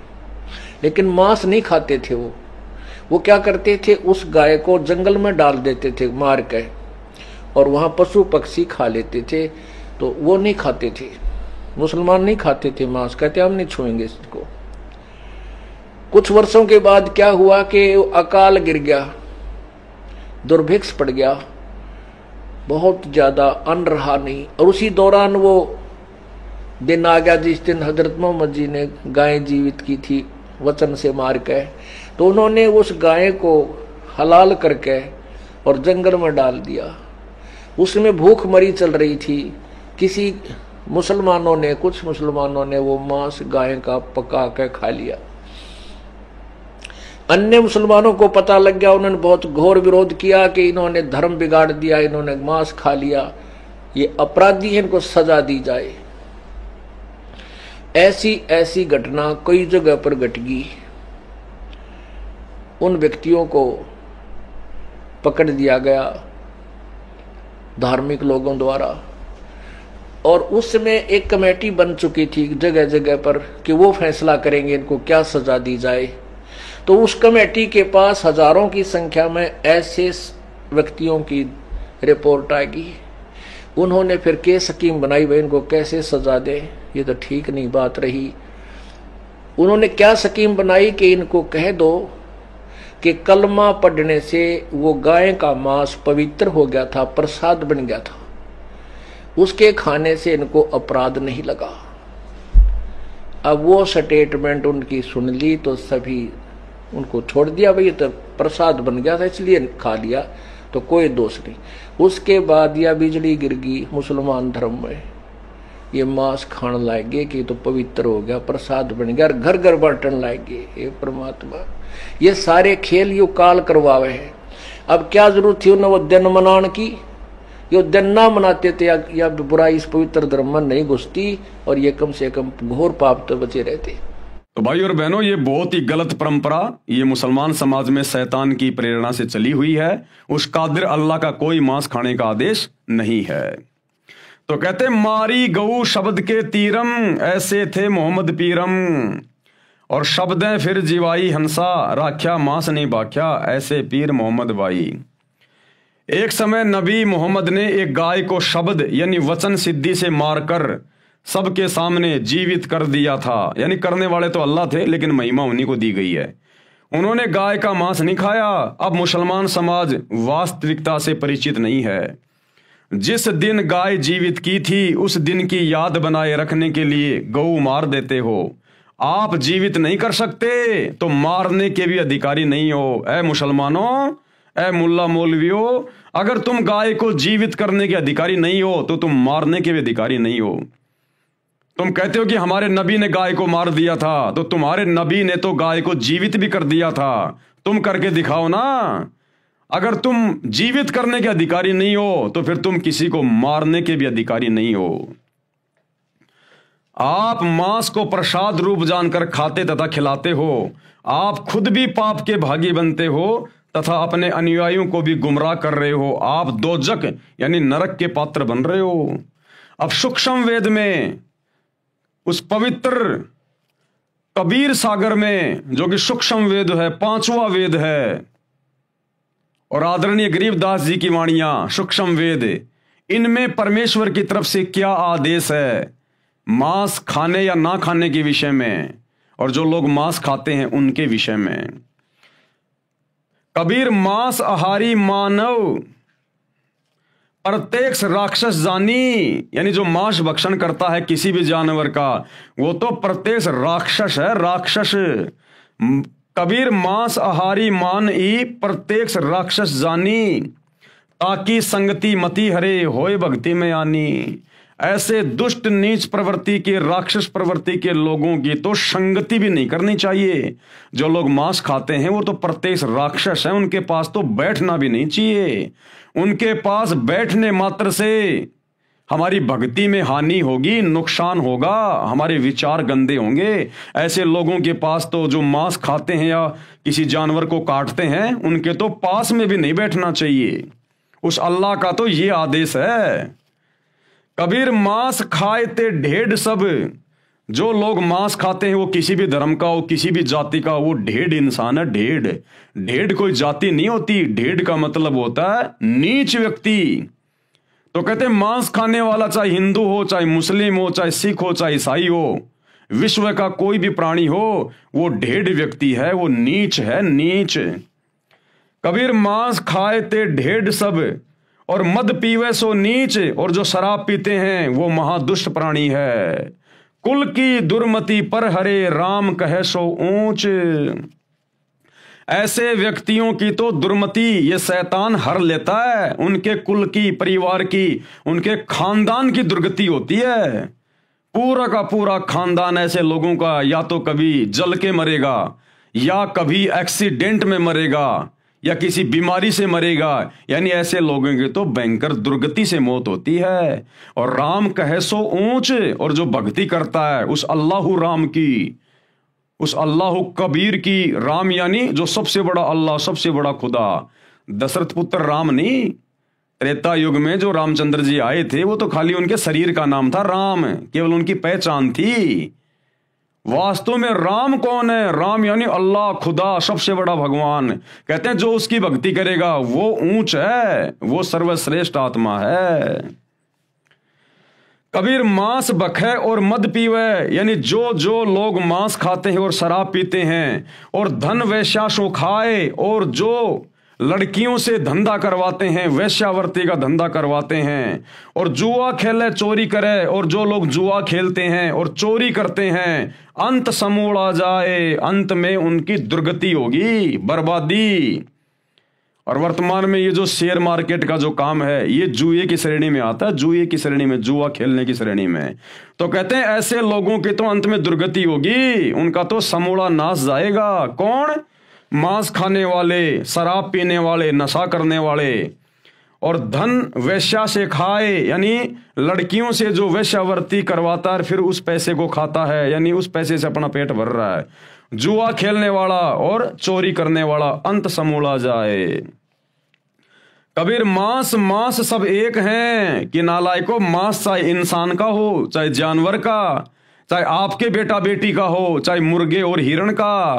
कहते हैं मांस मांस सब एक हैं, मुर्गी हिरण गाय, आंखों देख नर खात है, ते नर नरक में जाए। और फिर भी ये इंसान उसको खा रहा है काट काट के। कहते हैं अंत में वो नरक में जाके गिरेगा, दोजख की आग में जाके गिरेगा। वो चाहे हिंदू हो, चाहे मुसलमान हो, चाहे विश्व का कोई भी प्राणी क्यों ना हो, जो एक मांस दूसरे मांस को खा रहा है। कबीर ये कुकर को बख्श है। कबीर अल्लाह कह रहे हैं कि ये मांस खाना तो ये कुत्ते का भोजन है। कबीर ये कुकर को बख्श है। मनुष्य दे क्यों खाए हे नादान प्राणी, ये अनमोल मनुष्य जन्म प्राप्त करके तू क्यों ये गंदगी खा रहा है। मुख में आमिख मेल के नरक परेंगे जाए। कबीर पापी पूजा बैठ के बखे मांस मद दोई, कि एक तरफ तो तुम भक्ति करने का दिखावा करते हो, मुसलमान तुम मस्जिद में जाते हो, नमाज करते हो, हिंदू तुम लोग मंदिर में जाते हो, मूर्तियां पूज रहे हो, और दूसरी तरफ तुम लोग मांस खा रहे हो, शराब पी रहे हो। तिनकी दीक्षा मुक्ति नहीं, कोटि नरक फल होई। गुरु पद पर जो लोग बैठे हैं मुसलमान धर्म में, हिंदू धर्म में, किसी भी धर्म में, और उसके बाद वो मांस भी खाते हैं, शराब भी pीते हैं, नशा भी करते हैं, कैसे ऐसे लोगों से दीक्षा लेने से, उपदेश लेने से मुक्ति नहीं होगी। दोनों नरक में जाएंगे, दोनों के दोनों। कबीर जीव हने हिंसा करे, यानी जीव हत्या करता है, प्रकट पाप सिर होए, उसके सिर पर तो पाप रखा जा रहा है। निगम पुनि ऐसे पाप ते बिस्त गया नहीं कोई। ऐसे कुकर्म करने वाले आज तक तो कभी स्वर्ग में गए ही नहीं, जन्नत में गए नहीं। अल्लाह कबीर कह रहा है कि ऐसे कुकर्म करने वाले, जीव हत्या करने वाले आज तक कभी भी भिस्त में नहीं गए, स्वर्ग में नहीं गए। उनके सिर पर तो पाप की गठरी रखी है। कबीर तिल भर मछली खाए के कोटि गऊ दे दान। कबीर अल्लाह कह रहा कि अगर किसी ने तिल भर भी मछली खा ली, यानी तिल भर भी मांस खा लिया, चाहे तुम 1 करोड़ गाय दान कर दो, तुम्हारा वो पाप नहीं उतर सकता। अब सोचिए जो लोग रोजाना मांस खा रहे हैं, बकरे बकरे काट के, मुर्गियां काट के, उनके साथ में क्या बीतेगी। उस अल्लाह कबीर का तो ये आदेश है कि तिल भर मछली खाए के, तिल के दाने जितनी भी अगर आपने मछली खा ली, कोई भी मांस का टुकड़ा खा लिया, चाहे तुम 1 करोड़ गाय दान कर दो, तुम्हारा वो पाप नहीं उतरेगा। और काशी करोत ले मरे तो भी नरक निदान। भले फिर तुम काशी में करोत लेके मर जाना, तुम्हारा वो पाप नहीं उतरेगा। एक समय हिंदू धर्म के पंडितों ने, ब्राह्मणों ने एक कुक्रम शुरू कर दिया धन कमाने के लिए। इन्होंने कहा कि भगवान विष्णु की तरफ से हमारे को एक आदेश आया है। इन्होंने आरा लगा दिया वहां पर काशी में, जैसे वो लकड़ी काटने का आता ना था ऐसा, और कहा कि जो अपनी गर्दन कटवाएगा यहां आकर, वो सीधा स्वर्ग में जाएगा, बैकुंठ में जाएगा। तो जो बेचारे श्रद्धालु थे, उस समय बेचारे अनपढ़ हुआ करते थे, इन पंडितों पर, मुल्ला मौलवियों पर आंख बंद करके विश्वास किया करते थे। तो उन बुजुर्गों ने कहा कि बेटाओ देखो, वैसे भी हमारी मृत्यु का दिन आ गया, हम बुजुर्ग हो गए, और क्यों ना हम वहां पर काशी में जाके वो करोत लेके अपना शरीर त्याग दें, हमारी गति हो जाए।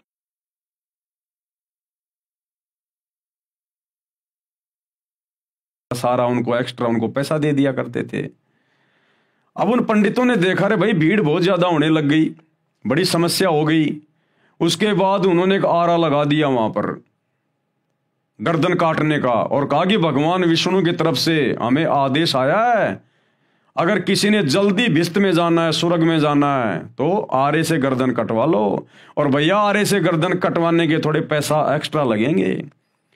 तो उन बुजुर्गों ने अपने बच्चों को बताया कि भाई ऐसे ऐसे है, हमें मरना तो है ही, 5-10 रुपए और दे दो पंडित जी को, हम जल्दी चले जाएंगे। तो उन लोगों ने, उन स्वार्थी पंडितों ने, उन धर्म के ठेकेदारों ने शैतान की प्रेरणा से, काल की प्रेरणा से वहां पर इंसानों को काटना शुरू कर दिया, इंसानों को काटना। तो कबीर परमात्मा कहते हैं अगर तूने तिल भर भी मांस खा लिया, चाहे तू 1 करोड़ दान कर देना गायें, और चाहे तू काशी में जाके वो करोत लेके अपनी गर्दन कटवा के मर जाना, तो भी तेरे को बैकुंठ नहीं मिलेगा, घोर दंड का भागी बनेगा। कबीर तिल भर मछली खाए के कोटि गऊ दे दान, काशी करोत ले मरे तो भी नरक निदान, नरक में जाएगा।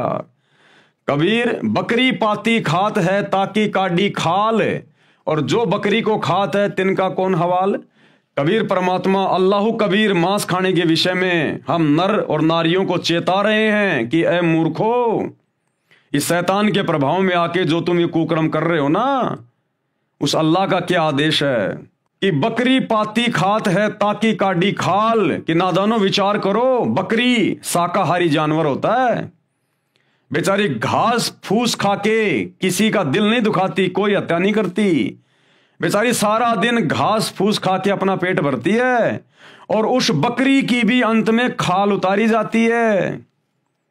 बकरी पाती खात है यानी वो तो बेचारी घास फूस खा के अपना पेट भर रही है, शाकाहारी है, और उसकी भी अंत में खाल उतारी जाती है, दुर्गति से उसकी मौत होती है।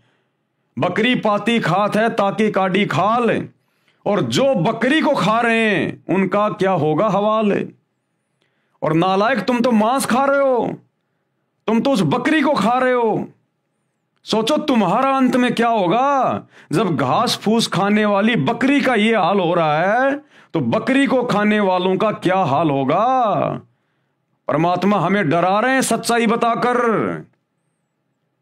तो मुसलमान भाइयों, हिंदू भाइयों, जिस भी धर्म के भाई बहनों जो मांस खाते हैं, विचार कर लेना, इतनी भयंकर सजा मिलेगी परमात्मा के दरबार में जो कुकर्म तुम कर रहे हो।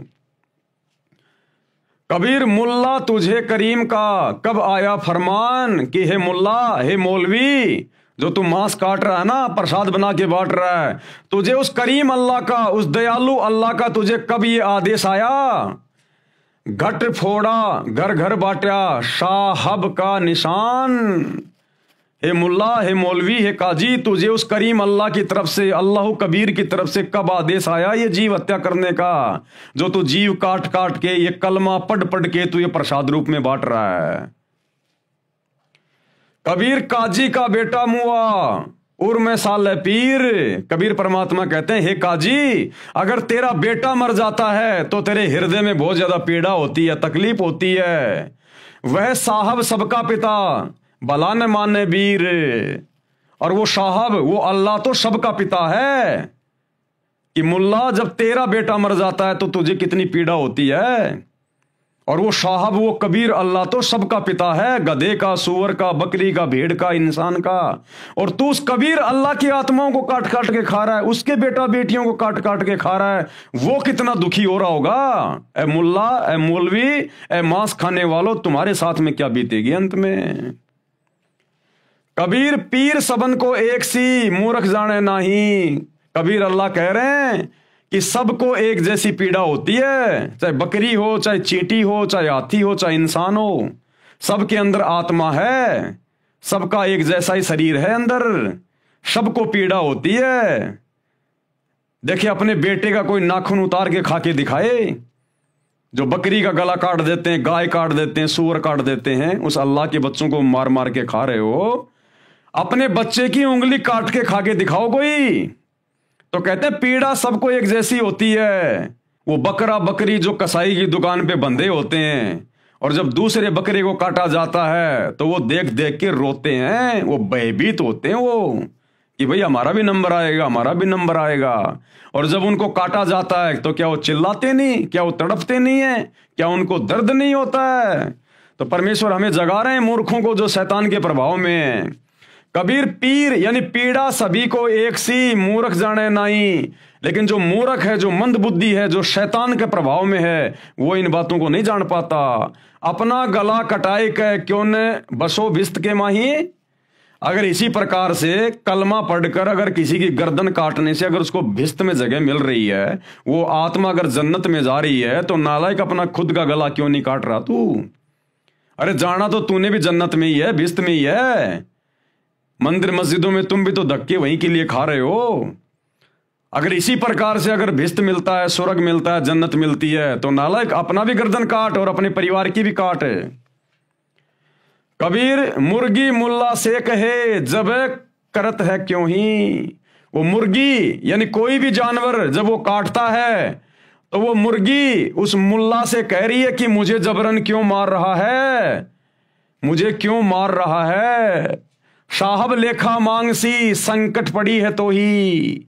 अरे वो परमात्मा, वो साहेब, वो अल्लाह जब तू शरीर छोड़ के जाएगा वो हिसाब लेगा कि तूने मेरी आत्माओं को क्यों मारा, तेरे को किसने अधिकार दिया, तूने क्यों मांस खाया। कहते हैं उस समय तेरे लेने के देने पड़ जाएंगे मुल्ला। उस समय क्या जवाब देगा उस दरगाह में? तुमने उस दरगाह का महल नहीं देखा, धर्मराज का तिल तिल का लेखा। तो वो मुर्गी उस मुल्ला से कह रही है कि बेटा वहां तेरे लेने देने पड़ जाएंगे, अल्लाह के सामने तू क्या जवाब देगा फिर। कबीर जोर करी जब है करे, यानी जबरदस्ती करके और तुम उनकी हत्या कर रहे हो, और मुख से कहे हलाल कि हमने तो इनको हलाल कर दिया, हलाल कर दिया। अरे साहब लेखा मांगसी तब होसी कौन हवाल।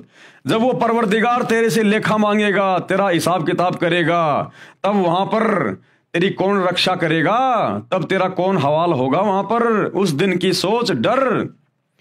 कबीर जोर किया जुल्म है मांगे जवाब खुदाए। आज जो तुम जोर जबरदस्ती जानवरों को मार रहे हो, काट रहे हो, तुम जुल्म कर रहे हो, वो खुदा तुमसे जवाब मांगेगा। और खालिक दर खूनी बड़ा मार मुही मुंह खाए।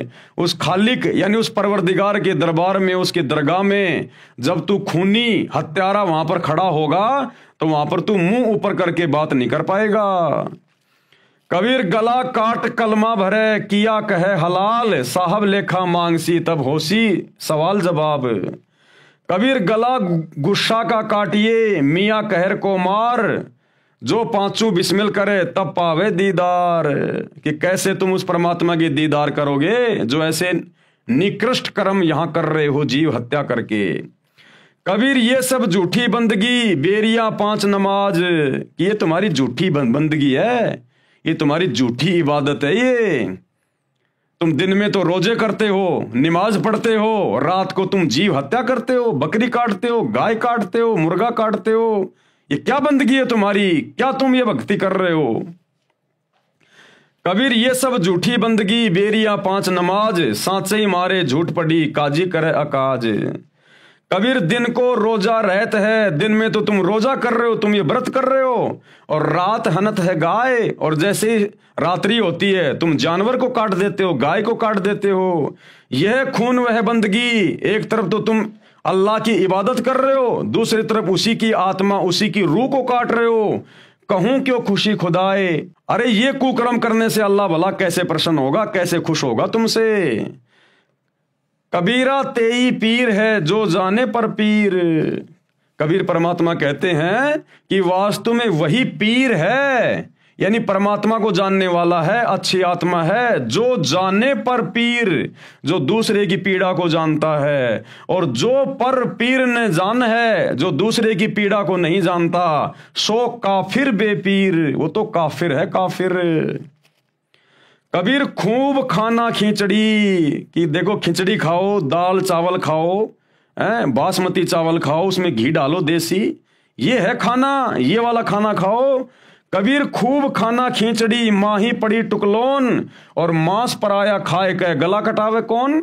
नालायक ये जानवरों का मांस काट के तू खा जाता है, कहते हैं तेरा भी गला काटा जाएगा, ये तुझे इसका हिसाब किताब देना पड़ेगा। बदला कहीं न जात है 3 लोग के माही। कबीर कहता हूं कहीं जात हूं कहा जो मान हमार।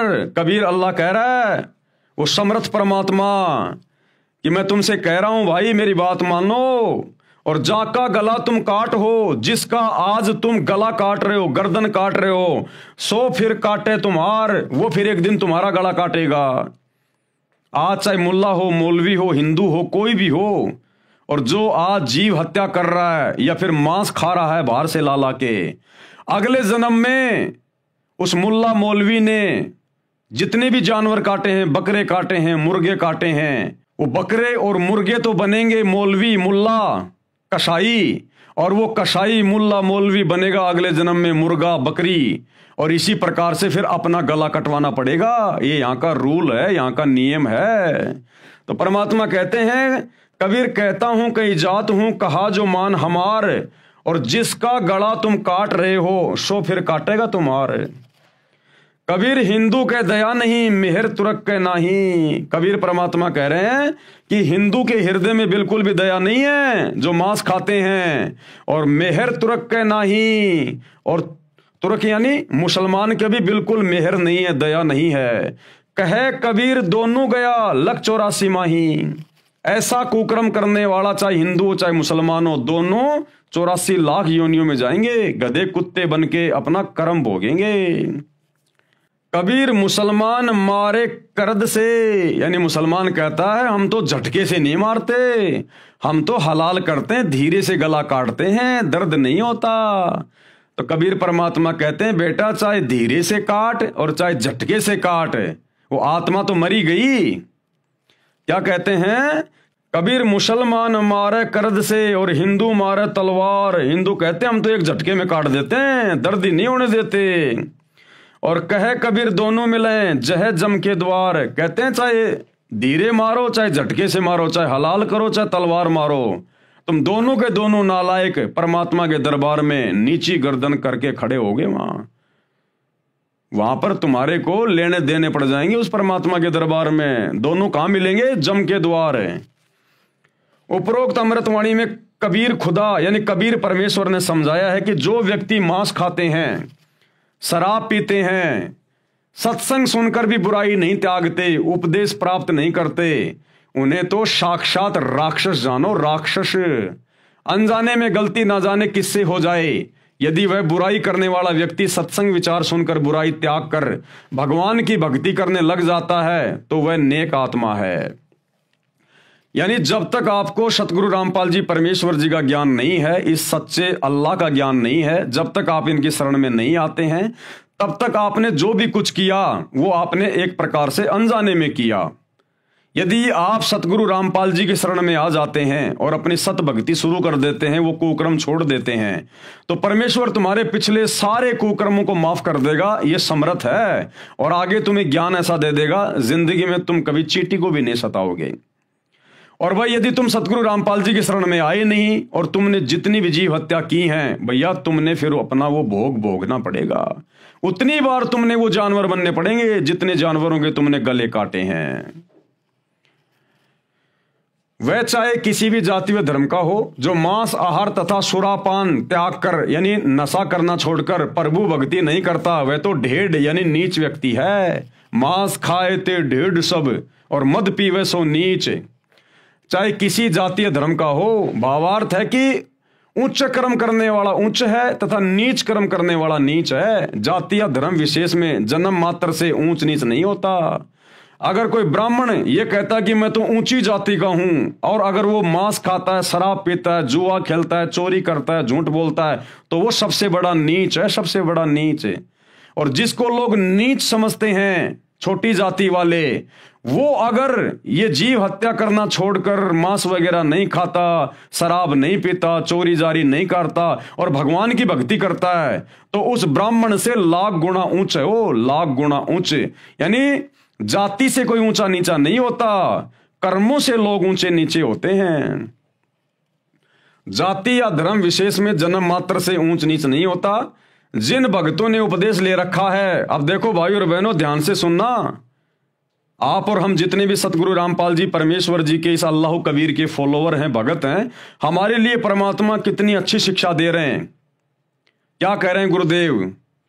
ये जितने भी प्रकार के लोग जो इस प्रकार के कुकर्म कर रहे हैं ना, ये कोई मांस खा रहा है, कोई शराब पी रहा है, कोई बीड़ी पी रहा है, कोई हुक्का पी रहा है, कोई तमाकू पी रहा है, कोई राजनीति कर रहा है, हमें गुरुदेव भगवान ने, अल्लाह कबीर ने ऐसे लोगों के पास में बैठने से भी मना किया है। क्या कह रहे हैं? जिन साधकों ने यानी भक्तों ने उपदेश ले रखा है, उन्हें उपरोक्त प्रकार के बुराई करने वालों के पास नहीं बैठना चाहिए, जिससे आपकी भक्ति में बाधा पड़ेगी। अब बताओ भाई, सतलोक आश्रमों से जुड़े हुए भाई बंधु, गुरुदेव का परिवार, उनके बेटा बेटी, भाई बंधु, रिश्तेदार, अब बताओ इन लोगों ने आनंदपाल जैसे गुंडों की सीबीआई जांच करवाई, उनके साथ में बैठे, उनके धरनों पर, उनकी रैलियों में। हरियाणा के जाट आरक्षण में लाखों भक्तों को जाटों के धरने पे बैठाया, करोड़ों रुपया भक्तों का चंदे के रूप में दिया। अब बताओ भाई और बहनों, गुरुदेव के दोनों लड़के जाट महासभा में जाके जाटों की धर्मशाला का उद्घाटन कर रहे हैं, नेताओं के साथ बैठ के खा रहे हैं, पी रहे हैं।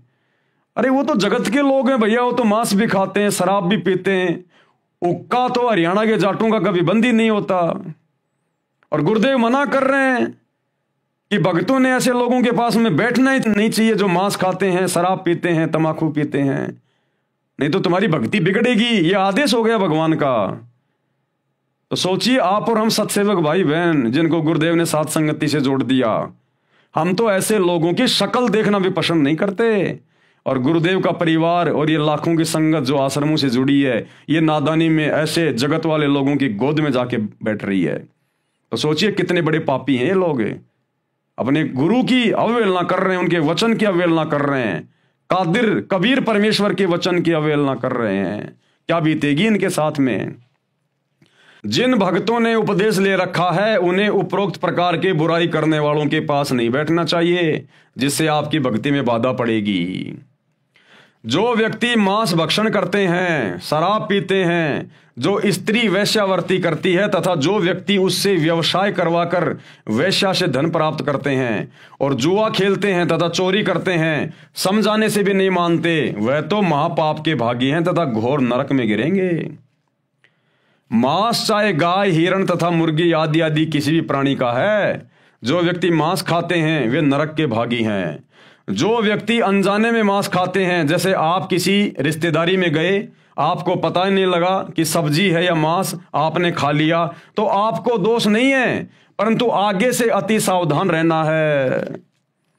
अगर धोखे से अगर किसी भगत को या किसी व्यक्ति को अगर कोई मांस खिला दे सब्जी के बहाने, या किसी कोल्ड ड्रिंक में शराब डाल के पिला दे, बियर डाल के पिला दे धोखे से, और यदि आपने मांस खा लिया, वो शराब पी ली, यदि आपने धोखे से, भले आपने सतगुरु रामपाल जी से उपदेश ले रखा है, और यदि आपके साथ में किसी ने धोखा कर दिया इस प्रकार से, तो आपकी मर्यादा खंडित नहीं है, आपका नाम खंडित नहीं है। लेकिन आगे से उन लोगों की, उन दुष्टों की शक्ल भी नहीं देखनी हमने। आगे से हमने अति सावधान रहना है, अति सावधान। तो परमात्मा हमें भी कुछ सावधानियां बता रहे हैं।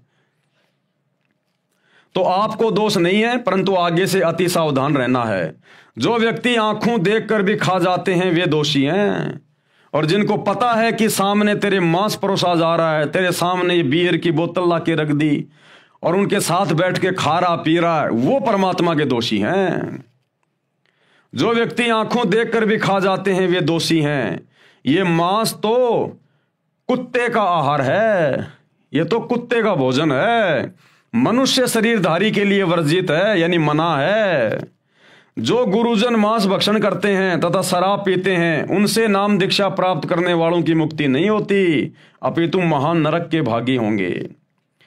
जो व्यक्ति जीव हिंसा करते हैं, चाहे गाय, सुअर, बकरी, मुर्गी, मनुष्य आदि किसी भी प्राणी को स्वार्थवश मारते हैं, वे महापापी हैं। भले ही जिन्होंने पूर्ण संत से पूर्ण परमात्मा का उपदेश भी प्राप्त है, वे कभी मुक्ति प्राप्त नहीं कर सकते। जरा सा यानी तिल के समान भी मांस खाकर भक्ति करता है, चाहे करोड़ गाय दान भी करता है, उस भगत की साधना भी व्यर्थ है। मांस आहारी व्यक्ति चाहे काशी में करोध से गर्दन छेदन भी करवा ले, वह भी नरक में जाएगा। नोट, अब ये काशी में एक करोध का सिस्टम क्या था गुरुदेव बता रहे हैं। काशी बनारस के हिंदुओं के स्वार्थी गुरुओं ने भगत समाज में भ्रम फैला रखा था कि जो काशी में मरता है वह स्वर्ग जाता है। अधिक भीड़ होने लगी, तब एक और घातक योजना बनाई। उसके तहत कहा कि जो जल्दी स्वर्ग जाना चाहता है उसके लिए गंगा पर एक करोत भगवान का भेजा हुआ आता है, उससे गर्दन कटवाने वालों के लिए स्वर्ग के दरवाजे खुले रहते हैं। उन स्वार्थी गुरुजनों ने मनुष्य हत्या के लिए एक हत्था खोल दिया। श्रद्धालु भक्तों ने आत्म कल्याण के लिए वहां गर्दन कटवाना भी स्वीकार कर लिया, परंतु ज्ञानहीन गुरुओं के द्वारा बताई साधना से भी कोई लाभ नहीं होता। इसलिए कहा है कि मांस खाने वाला चाहे कितनी भी भक्ति तथा पुण्य व दान तथा बलिदान करे, उसका कोई लाभ नहीं। बकरी पाती खात है, वाकी काडी खाल, और जो बकरी को खात है उसका कौन हवाल। बकरी जो आपने मार डाली वह तो घास फूस पत्ते आदि खाकर पेट भर रही थी। इस काल लोक में ऐसे शाकाहारी सरी पशु की भी हत्या हो गई तो जो बकरी का मांस खाते हैं उनका तो अधिक बुरा हाल होगा। पशु आदि जो हलाल बिस्मिल आदि करके मांस खाने व प्रसाद रूप में वितरित करने का आदेश दयालु यानी करीम प्रभु का कब प्राप्त हुआ कि हे मुल्ला, तुझे ये मांस काटकर प्रसाद बनाकर खाने का और बांटने का उस करीम अल्लाह परवरदिगार सुप्रीम गॉड कबीर से कब तुझे आदेश प्राप्त हुआ? क्योंकि पवित्र बाइबल उत्पत्ति ग्रंथ में पूर्ण परमात्मा ने 6 दिन में सृष्टि रची, 7वें दिन ऊपर तख्त पर जा बैठा तथा सब मनुष्यों के आहार के लिए आदेश किया था कि मैंने तुम्हारे खाने के लिए फलदार वृक्ष तथा बीजदार पौधे दिए। उस करीम यानी दयालु पूर्ण परमात्मा की ओर से आपको फिर से कब आदेश हुआ? वह कौन सी कुरान में लिखा है? पूर्ण परमात्मा सब मनुष्यों आदि की सृष्टि रचकर ब्रह्म जिसे अव्यक्त कहते हैं, शैतान जो कभी सामने प्रकट नहीं होता, गुप्त कार्य करता तथा करवाता रहता है, उसको दे दिया। यानी 6 दिन में यहाँ की सृष्टि रच के यहाँ का सारा ये कार्यभार उस सुप्रीम गॉड ने इस डुप्लीकेट अल्लाह इस शैतान को दे दिया कि ले भैया ये मेरे आदेश हैं, ये मेरा फरमान है। अगर इस प्रकार से लोग मेरे वचन में रह के अपना भक्ति करेंगे, अपना काम धंधा करेंगे तो ठीक है, यदि मेरे वचन की उल्लंघना की तो फिर घोर दंड के भागी बनेंगे। बाद में पवित्र बाइबल तथा पवित्र कुरान शरीफ या कुरान मजीद आदि ग्रंथों में जो विवरण है वह ब्रह्म यानी काल ज्योति निरंजन का तथा उसके फरिश्तों का है। अगर उसके बाद कुरान मजीद में, कुरान शरीफ में या बाइबल में अगर कहीं पर मांस खाने का जिक्र है तो वो शैतान के फरिश्तों का है, उस करीम अल्लाह का नहीं है। या फिर भूत प्रेतों का है। करीम अर्थात दयालु पूर्ण ब्रह्म अल्लाह कबीर का नहीं है। उस पूर्ण ब्रह्म के आदेश की अवहेलना किसी भी फरिश्ते व ब्रह्म आदि के कहने से करने की सजा भोगनी पड़ेगी। और एक उदाहरण दे रहे हैं गुरुदेव भगवान कि परमात्मा के संविधान को तोड़कर जो व्यक्ति शैतान के संविधान को मानकर ये उल्टे काम करेगा, मांस खाएगा, शराब पिएगा, चोरी जारी करेगा, वो फिर कैसे सजा भोगेगा। एक उदाहरण दे रहे हैं गुरुदेव। उदाहरण है, एक समय एक व्यक्ति की दोस्ती एक पुलिस थानेदार से हो गई। उस व्यक्ति ने अपने दोस्त थानेदार से कहा कि मेरा पड़ोसी मुझे बहुत परेशान करता है। थानेदार यानी एसएचओ ने कहा कि मार लठ, मैं आप निपट लूंगा। थानेदार दोस्त की आज्ञा का पालन करके उस व्यक्ति ने अपने पड़ोसी को लठ मारा। सिर में चोट लगने के कारण पड़ोसी की मृत्यु हो गई। उसी क्षेत्र का अधिकारी होने के कारण वह थाना प्रभारी अपने दोस्त को पकड़ कर लाया और कैद में डाल दिया तथा उस व्यक्ति को मृत्यु दंड मिला। उसका दोस्त थानेदार कुछ मदद नहीं कर सका क्योंकि राजा का संविधान है कि यदि कोई किसी की हत्या करेगा तो उसे मृत्यु दंड प्राप्त होगा। उस नादान व्यक्ति ने अपने मित्र दरोगा की आज्ञा मानकर राजा का संविधान भंग कर दिया, जिससे जीवन से हाथ धो बैठा। यानी राजा का भारतीय संविधान है, अगर कोई किसी की हत्या करेगा तो उसको मृत्यु दंड मिलेगा। लेकिन उस व्यक्ति ने अपने दोस्त थानेदार के कहने से अपने पड़ोसी के सिर में लठ मार दिया और उसकी मृत्यु हो गई। और उसके बाद राजा के संविधान अनुसार वही थानेदार जो उसी क्षेत्र का था अपने दोस्त को पकड़ के लेके आया और राजा के संविधान के अनुसार उसको जेल में डाला, उसको मृत्युदंड की सजा हुई। फिर तो गुरुदेव समझाना चाहते हैं कि उस पूर्ण परमात्मा राजा कबीर अल्लाह का संविधान है जो 6 दिन में सृष्टि रची। उन्होंने जो भी नियम बनाए कि मांस नहीं खाना, अगर मांस खाओगे तो ये दंड मिलेगा, नशा करोगे तो ये दंड मिलेगा। अब यदि उस परमात्मा के बाद कोई इस डुप्लीकेट अल्लाह, इस डुप्लीकेट खुदा, इस शैतान यानी काल की आज्ञा मानकर या उनके फरिश्तों की आज्ञा मानकर अब यदि कोई मांस खाता है, शराब पीता है, 2 नंबर के काम करता है, तो भैया वो कबीर अल्लाह की तरफ से दंड का भागी है, दंड का भागी। ठीक इसी प्रकार पूर्ण परमात्मा की आज्ञा की अवहेलना करने वाला पाप का भागी होगा, क्योंकि कुरान शरीफ और कुरान मजीद का ज्ञान ब्रह्म यानी शैतान ज्योति निरंजन जिसे आप अव्यक्त कहते हो यानी जो दिखाई नहीं देता, उसका दिया हुआ है। इसमें उसी का आदेश है तथा पवित्र बाइबल में केवल उत्पत्ति ग्रंथ के प्रारंभ में पूर्ण प्रभु का आदेश है। पवित्र बाइबल में हजरत आदम तथा उसकी पत्नी हवा को उस पूर्ण परमात्मा ने बनाया। बाबा आदम की वंशज संतान हजरत इजराइल, राजा दाऊद, हजरत मूसा, हजरत ईसा तथा हजरत मोहम्मद आदि को माना है। पूर्ण परमात्मा तो 6 दिन में सृष्टि रचकर तख्त पर विराजमान हो गया। उसके बाद सभी कतेबों का यानी उन पुस्तकों का ज्ञान, कुरान शरीफ आदि का ज्ञान इस ब्रह्म यानी काल ज्योति निरंजन यानी शैतान का प्रदान किया हुआ है। पवित्र कुरान का ज्ञान दाता स्वयं कहता है, यानी वो शैतान स्वयं कहता है कि पूर्ण परमात्मा जिसे करीम अल्लाह कहा जाता है उसका नाम कबीर है, वही पूजा के योग्य है। उसके तत्व ज्ञान व भक्ति विधि को किसी बाखबर यानी तत्वदर्शी संत से पता करो। इससे सिद्ध है कि जो ज्ञान कुरान शरीफ आदि का है वह पूर्ण प्रभु का नहीं है। जब काजी के पुत्र की मृत्यु हो जाती है तो काजी को कितना कष्ट होता है। पूर्ण ब्रह्म अल्लाह कबीर सबका पिता है, उसके प्राणियों को मारने वाले से अल्लाह खुश नहीं होता। दर्द सबको एक जैसा ही होता है। यदि बकरे आदि का गला काटकर हलाल किया कहते हो तो काजी तथा मुल्ला अपना गला छेदन करके हलाल किया क्यों नहीं कहते? यानी अपनी जान प्रिय लगती है, क्या बकरे को अपनी जान प्रिय नहीं है? जिस समय बकरी को मुल्ला मारता है तो वह बेजुबान प्राणी आंखों में आंसू भरकर म्या म्या करके समझाना चाहता है कि हे मुल्ला, मुझे मारकर पाप का भागी मत बन। जब परमेश्वर के घर न्याय अनुसार लेखा किया जाएगा उस समय तुझे बहुत संकट का सामना करना पड़ेगा। वो जो बकरी, बकरा, मुर्गा, मुर्गी वो जो रोते हैं ना अपना गला कटवाते समय, उस समय वो उसे समझा रहे होते हैं आत्मा से कि भाई क्यों ये पाप मोल ले रहा है, क्यों मेरा गला काट के उस करीम अल्लाह कबीर अल्लाह का दोषी बन रहा है। तुझे सख्त से सख्त सजा मिलेगी। उस परमेश्वर की दरगाह में न्याय होगा, वहां तुझे दंड दिया जाएगा। अरे मैं भी उसी की आत्मा हूं, उसी का बच्चा हूं, और मुल्ला तू भी उसी का बच्चा है। हम तो आपस में भाई बहन हैं।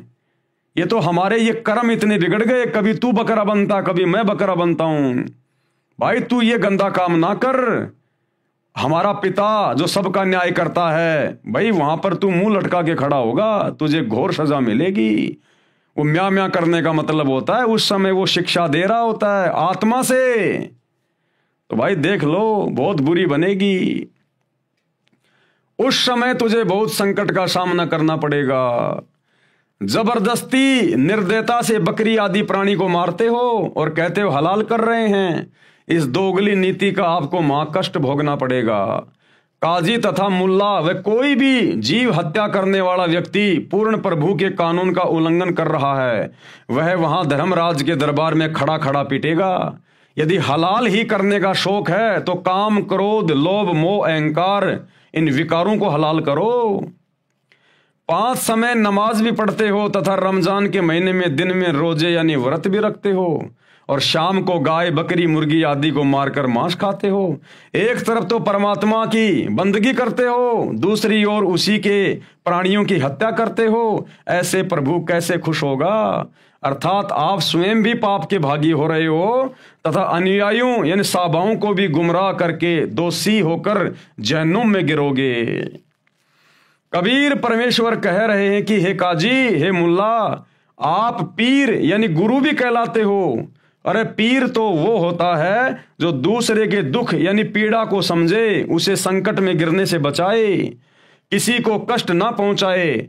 जो दूसरे के दुख में दुखी नहीं होता वह तो काफिर है, यानी बेपीर है, निर्दयी है। वह पीर यानी गुरु कहलाने के योग्य नहीं है। उत्तम खाना नमकीन खिचड़ी है, उसे खाओ। दूसरे का गला काटने वाले को उसका बदला देना पड़ता है। ये जानकर समझदार व्यक्ति प्रतिफल में अपना गला नहीं कटाता। दोनों ही धर्मों के मार्गदर्शक यानी गुरु निर्दयी हो चुके हैं। हिंदुओं के गुरु कहते हैं कि हम तो एक झटके से बकरी आदि का गला छेदन करते हैं जिससे प्राणी को कष्ट नहीं होता, इसलिए हम दोषी नहीं हैं। तो फिर काटो अपने बेटा बेटी की गर्दन झटके से अगर दर्द नहीं होता है तो। तथा मुसलमान धर्म के मार्गदर्शक यानी गुरु मुल्ला मौलवी कहते हैं हम धीरे धीरे हलाल करते हैं जिस कारण हम दोषी नहीं हैं। परमात्मा कबीर साहिब जी ने कहा यदि आपका तथा आपके परिवार के सदस्यों का गला किसी भी विधि से काटा जाए तो आपको कैसा लगेगा। बात करते हैं पुण्य की और करते हैं घोर अधर्म, दोनों दीन नरक में पड़ी कुछ तो करो शर्म। कबीर परमेश्वर ने कहा हम मोहम्मद को शतलोक ले गया, इच्छा रूप वहां नहीं रही हो। कि मैं हजरत मोहम्मद को जब वो काबा में गया हुआ था हज करने के लिए, तब मैं उसको जिंदा बाबा के रूप में मिला था और उसको अपने शतलोक में लेकर गया था, लेकिन वो वहां नहीं रुका। हम मोहम्मद को शतलोक ले गया, इच्छा रूप वहां नहीं रही हो। उलट मोहम्मद महल पठाया, गुज बीरज एक कलमा लाया। तो परमेश्वर कबीर अल्लाह ने कहा कि मैंने वापस हजरत मोहम्मद को महल यानी उसके शरीर में छोड़ दी उसकी आत्मा, और गुज बीरज एक कलमा लाया, और वहां मैंने उसको एक कलमा दिया था, अल्लाहु कबीर कि तू ये नाम जाप किया कर। रोजा बंग निमाज दई रे, मैंने हजरत मोहम्मद को रोजा रखने के लिए कहा था, बंग के लिए कहा था और निमाज पढ़ने के लिए कहा था, और बिस्मिल की नई बात कही रे, ये जीव हत्या करने का मैंने कोई आदेश नहीं दिया। भावार्थ नबी मोहम्मद को मैं कबीर अल्लाह शतलोक लेकर गया था, परंतु वहां न रहने की इच्छा व्यक्त की, वापस मोहम्मद जी को शरीर में भेज दिया। नबी मोहम्मद जी को काल ब्रह्म से पर्दे के पीछे से जो आदेश मिला था, उस आदेश में काल ने भी रोजा बंग, ऊंची आवाज में प्रभु स्तुति करना तथा 5 समय की नमाज करना तो कहा था, परंतु गाय आदि प्राणियों को बिस्मिल करने यानी मारने को नहीं कहा। कुरान में बाद में फरिश्ते का आदेश लिखा है जो कि महापाप है। यानी परमेश्वर कह रहे हैं कि रोजा बंग नमाज दई रे, कि ये थोड़ी बहुत भक्ति करने के आदेश तो दिए गए थे हजरत मोहम्मद को, लेकिन बिस्मिल की नहीं बात कही रे, लेकिन ये गाय काटने की, हत्या करने की, ये हमने किसी प्रकार का कोई इनको आदेश नहीं दिया। ये तो शैतान ने और उसके फरिश्तों ने फिर ये आदेश आगे मुसलमान धर्म में दिया है। तो भाई जो लोग मांस खाते हैं ये उल्टे कर्म कर रहे हैं, जीव हत्या कर रहे हैं, और सच्चे खुदा की सच्ची इबादत ना करके इस डुप्लीकेट अल्लाह को, शैतान को ही अपना खुदा मान के जो मुसलमान भाई अपनी इबादत कर रहे हैं, भाई परमात्मा के दोषी बन रहे हो परमात्मा के। ये उस मालिक का संविधान धीरे धीरे आप लोगों की आंखों के सामने आ रहा है। ये मेरे वीडियो केवल आप लोगों तक जानकारी पहुंचाने के लिए हैं, बाकी आपको विशेष जानकारी आपको सतगुरु रामपाल जी के सत्संगों से प्राप्त होगी। आपकी आत्मा पे विशेष चोट लगेगी, प्रभाव पड़ेगा, आपका हृदय परिवर्तित होगा जब आप सतगुरु रामपाल जी के मुख कमल से उनके सत्संग सुनना शुरू करोगे। ये हमारे द्वारा वीडियो बनाना तो केवल एक नॉलेज मात्र है, एक संदेशा है आप लोगों तक पहुंचा रहे हैं कि आप लोग सतगुरु रामपाल जी के सत्संग सुनना शुरू करें। आगे भाई और बहनों, कल हम देखेंगे पवित्र ग्रंथ कुरान में प्रवेश से पहले ये जो 6 वीडियो बने हैं, ये 6 वीडियो तो एकमात्र भूमिका बनी है, भूमिका मुसलमान भाइयों को समझाने के लिए कि तुम्हारी कुरान शरीफ क्या कहती है, बाइबल क्या कहती है, कुरान मजीद क्या कहती है, अल्लाह कौन है, शैतान कौन है, मांस खाने का आदेश अल्लाह का है या शैतान का है, सच्ची भक्ति क्या है, सच्ची इबादत क्या है। ये केवल एक भूमिका बनी है अभी तक जो 6 वीडियो बने हैं। कल जो 7वां वीडियो आप देखेंगे रात्रि 8 बजे, तो परमेश्वर कह रहे हैं पवित्र ग्रंथ कुरान में प्रवेश करने से पहले ये आगे का जो ज्ञान है मुसलमान धर्म की पुस्तकों का, ये कल से शुरू होगा, कल से। तो सभी भाई बहन कल रात्रि 8 बजे दास के Facebook page Pawan Das is live के ऊपर लाइव जुड़ें। तब तक गुरुदेव भगवान हम सबको आज्ञा दें, इजाजत दें, सद्बुद्धि दें, आशीर्वाद दें। बंदी छोड़ अल्लाह कबीर, सतगुरु रामपाल जी परमेश्वर की जय हो।